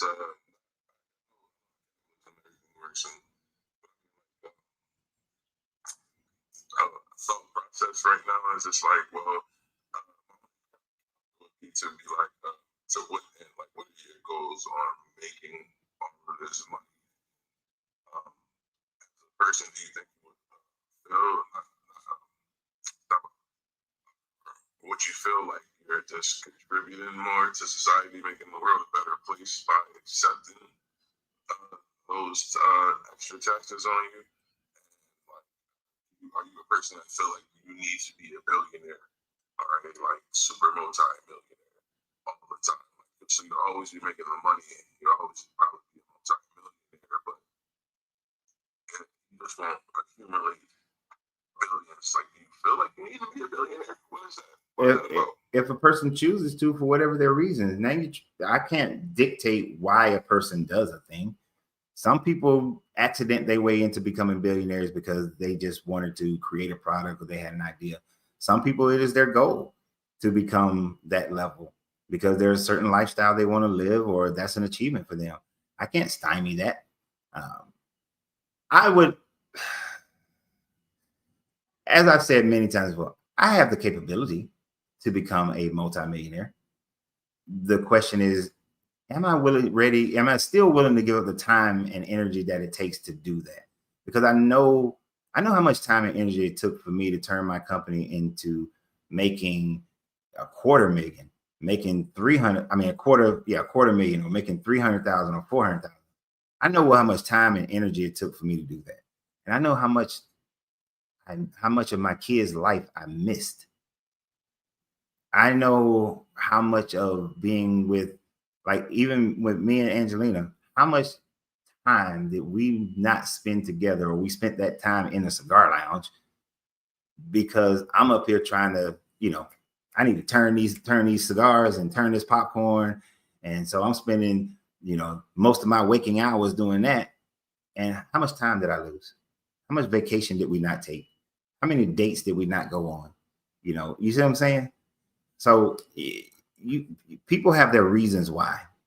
I can't dictate their reasons why. And if they want to make the billion so that they can go stay in the most expensive places in the world or have houses all over the place, that's on them. I'm not going to stymie that. And if they don't want to give shit to society, who am I to make them or force them to think that way? So, but look, man, it's been 3 hours and 33 minutes. Yes, sir. And so I appreciate you as always. I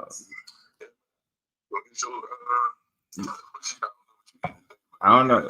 My wife already she not already posted her command for me to go eat lunch, because she posted some watermelon and pizza. I guess that's what I got downstairs. Well, no, I saw the watermelon. So yeah. All right, man. Talk to you later, bro. Later, man. All right, Miller. You know what? That was a perfect example. You know how, like, I tell y'all sometimes that there are other subject matters that I love to talk about. Man, you want to talk about money and business? I can talk about that shit for all day. Money and business is actually, I have greater interest. I have a great interest in that. Do I have time to run 2 shows? No, I do not. That's why we don't do it. So I choose this one. Yeah, boss lady, you was doing good for a moment, then you messed it up. Now you're late again. I'm sorry. I'm glad that you guys were having your own conversations. I was noticing that you was having your own conversations that was about other things, and I that's a cool thing about this channel is that people, y'all can ignore the shit, whatever I'm talking about, and just have your own conversations. But like my man said, he learned a lot of things. Hopefully you guys have learned some things too about your income and taxes and building a business and all that, because there's more to building the business than, I just want the money. You got to really contemplate what you're going to have to give up. If I could, those saying, if I can do it all over again, if